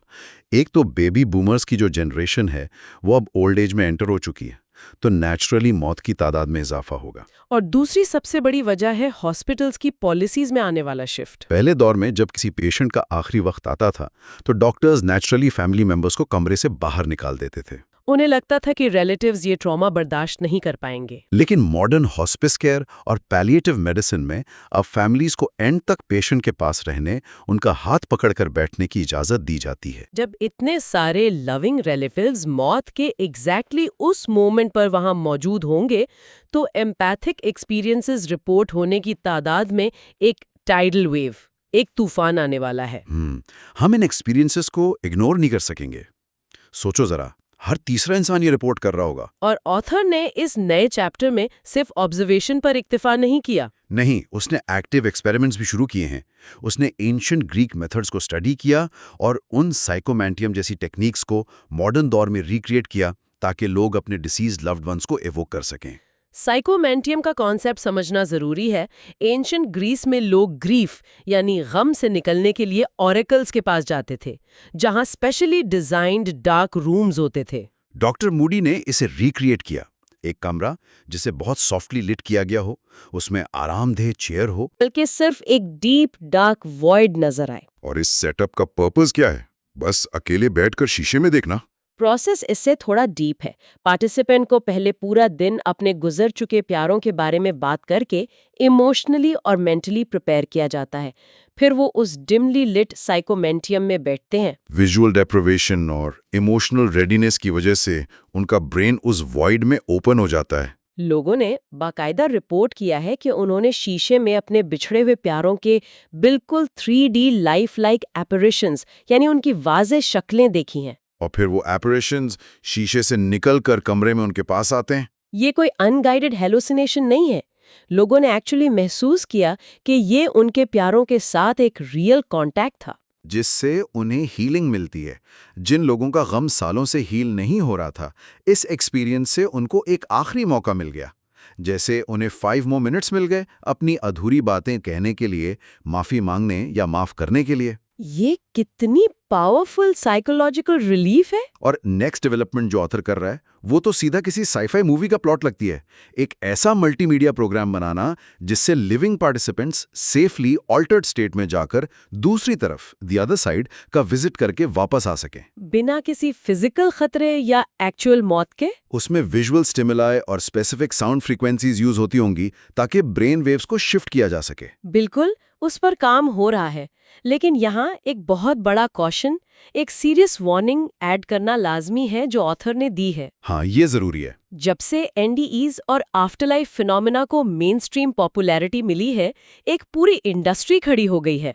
स्कैम्स की बात कर रही हैं। एनडीईज के इस फैसिनेशन को देखते हुए बहुत से धोखेबाज और अनस्क्रूपुलस सेल्फ प्रमोटर्स फील्ड में आ गए हैं। वो कमर्शियलिज्म, फेक बुक्स, महंगी वर्कशॉप्स और सेंसेशनल क्लेम्स के जरिए गमज़दा लोगों का फ़ायदा उठाते हैं। इंसान जब वल्नरेबल होता है, किसी के गुजर जाने के गम में होता है, तो वो एक सहारा ढूंढता है। और ये फेक लोग उनको एक्सप्लॉइट करते हैं। इसलिए हमें रैशनैलिटी का साथ नहीं छोड़ना चाहिए। तो रिलायबल सोर्सेज पर ही भरोसा करना चाहिए। जैसे डॉक्टर जॉर्ज रिची, जिन्होंने अपनी एनडीई के बारे में उस वक्त किताब लिखी जब मेडिकल फील्ड में इस पर ओपनली बात करने से उनका करियर तबाह हो सकता था। उन्होंने रिस्क लिया क्योंकि उनकी मोटिवेशन सच्चाई बताना थी, पैसे कमाना नहीं। या फिर डॉक्टर केनेथ रिंग जैसी फिगर्स की सिस्टमैटिक पीयर रिव्यूड रिसर्च। हमें जेन्युइन इंक्वायरी और फेक सेंसेशनलिज्म में क्लियरली फर्क करना आना चाहिए। सही बात है। ये डीप डाइव वाकई में हमारे माइंड के उन दरवाजों पर दस्तक देती है जिन्हें हम आमतौर पर बंद रखते हैं। हमने साइंटिफिकली और लॉजिकली उन एक्सप्लेनेशंस को परखा जो यूजुअली दी जाती हैं। पर एंड में एक ख्याल जहन में रह जाता है। अगर एक साइंटिफिकली ट्रेन्ड डॉक्टर वाकई एक ऐसा मल्टीमीडिया प्रोग्राम बना सकता है जो एक जिंदा इंसान को सेफली मौत के उस पार, द अदर साइड की झलक दिखाकर वापस ला सके, तो क्या मौत वाकई एक एंड है या सिर्फ कॉन्शियसनेस की एक नई स्टेट का दरवाज़ा? अगर ह्यूमन माइंड फिजिकल बॉडी से टोटली इंडिपेंडेंट है, तो फिर हम जो रियलिटी अपनी इन फिजिकल आंखों से देखते हैं वो असल में कितनी रियल है?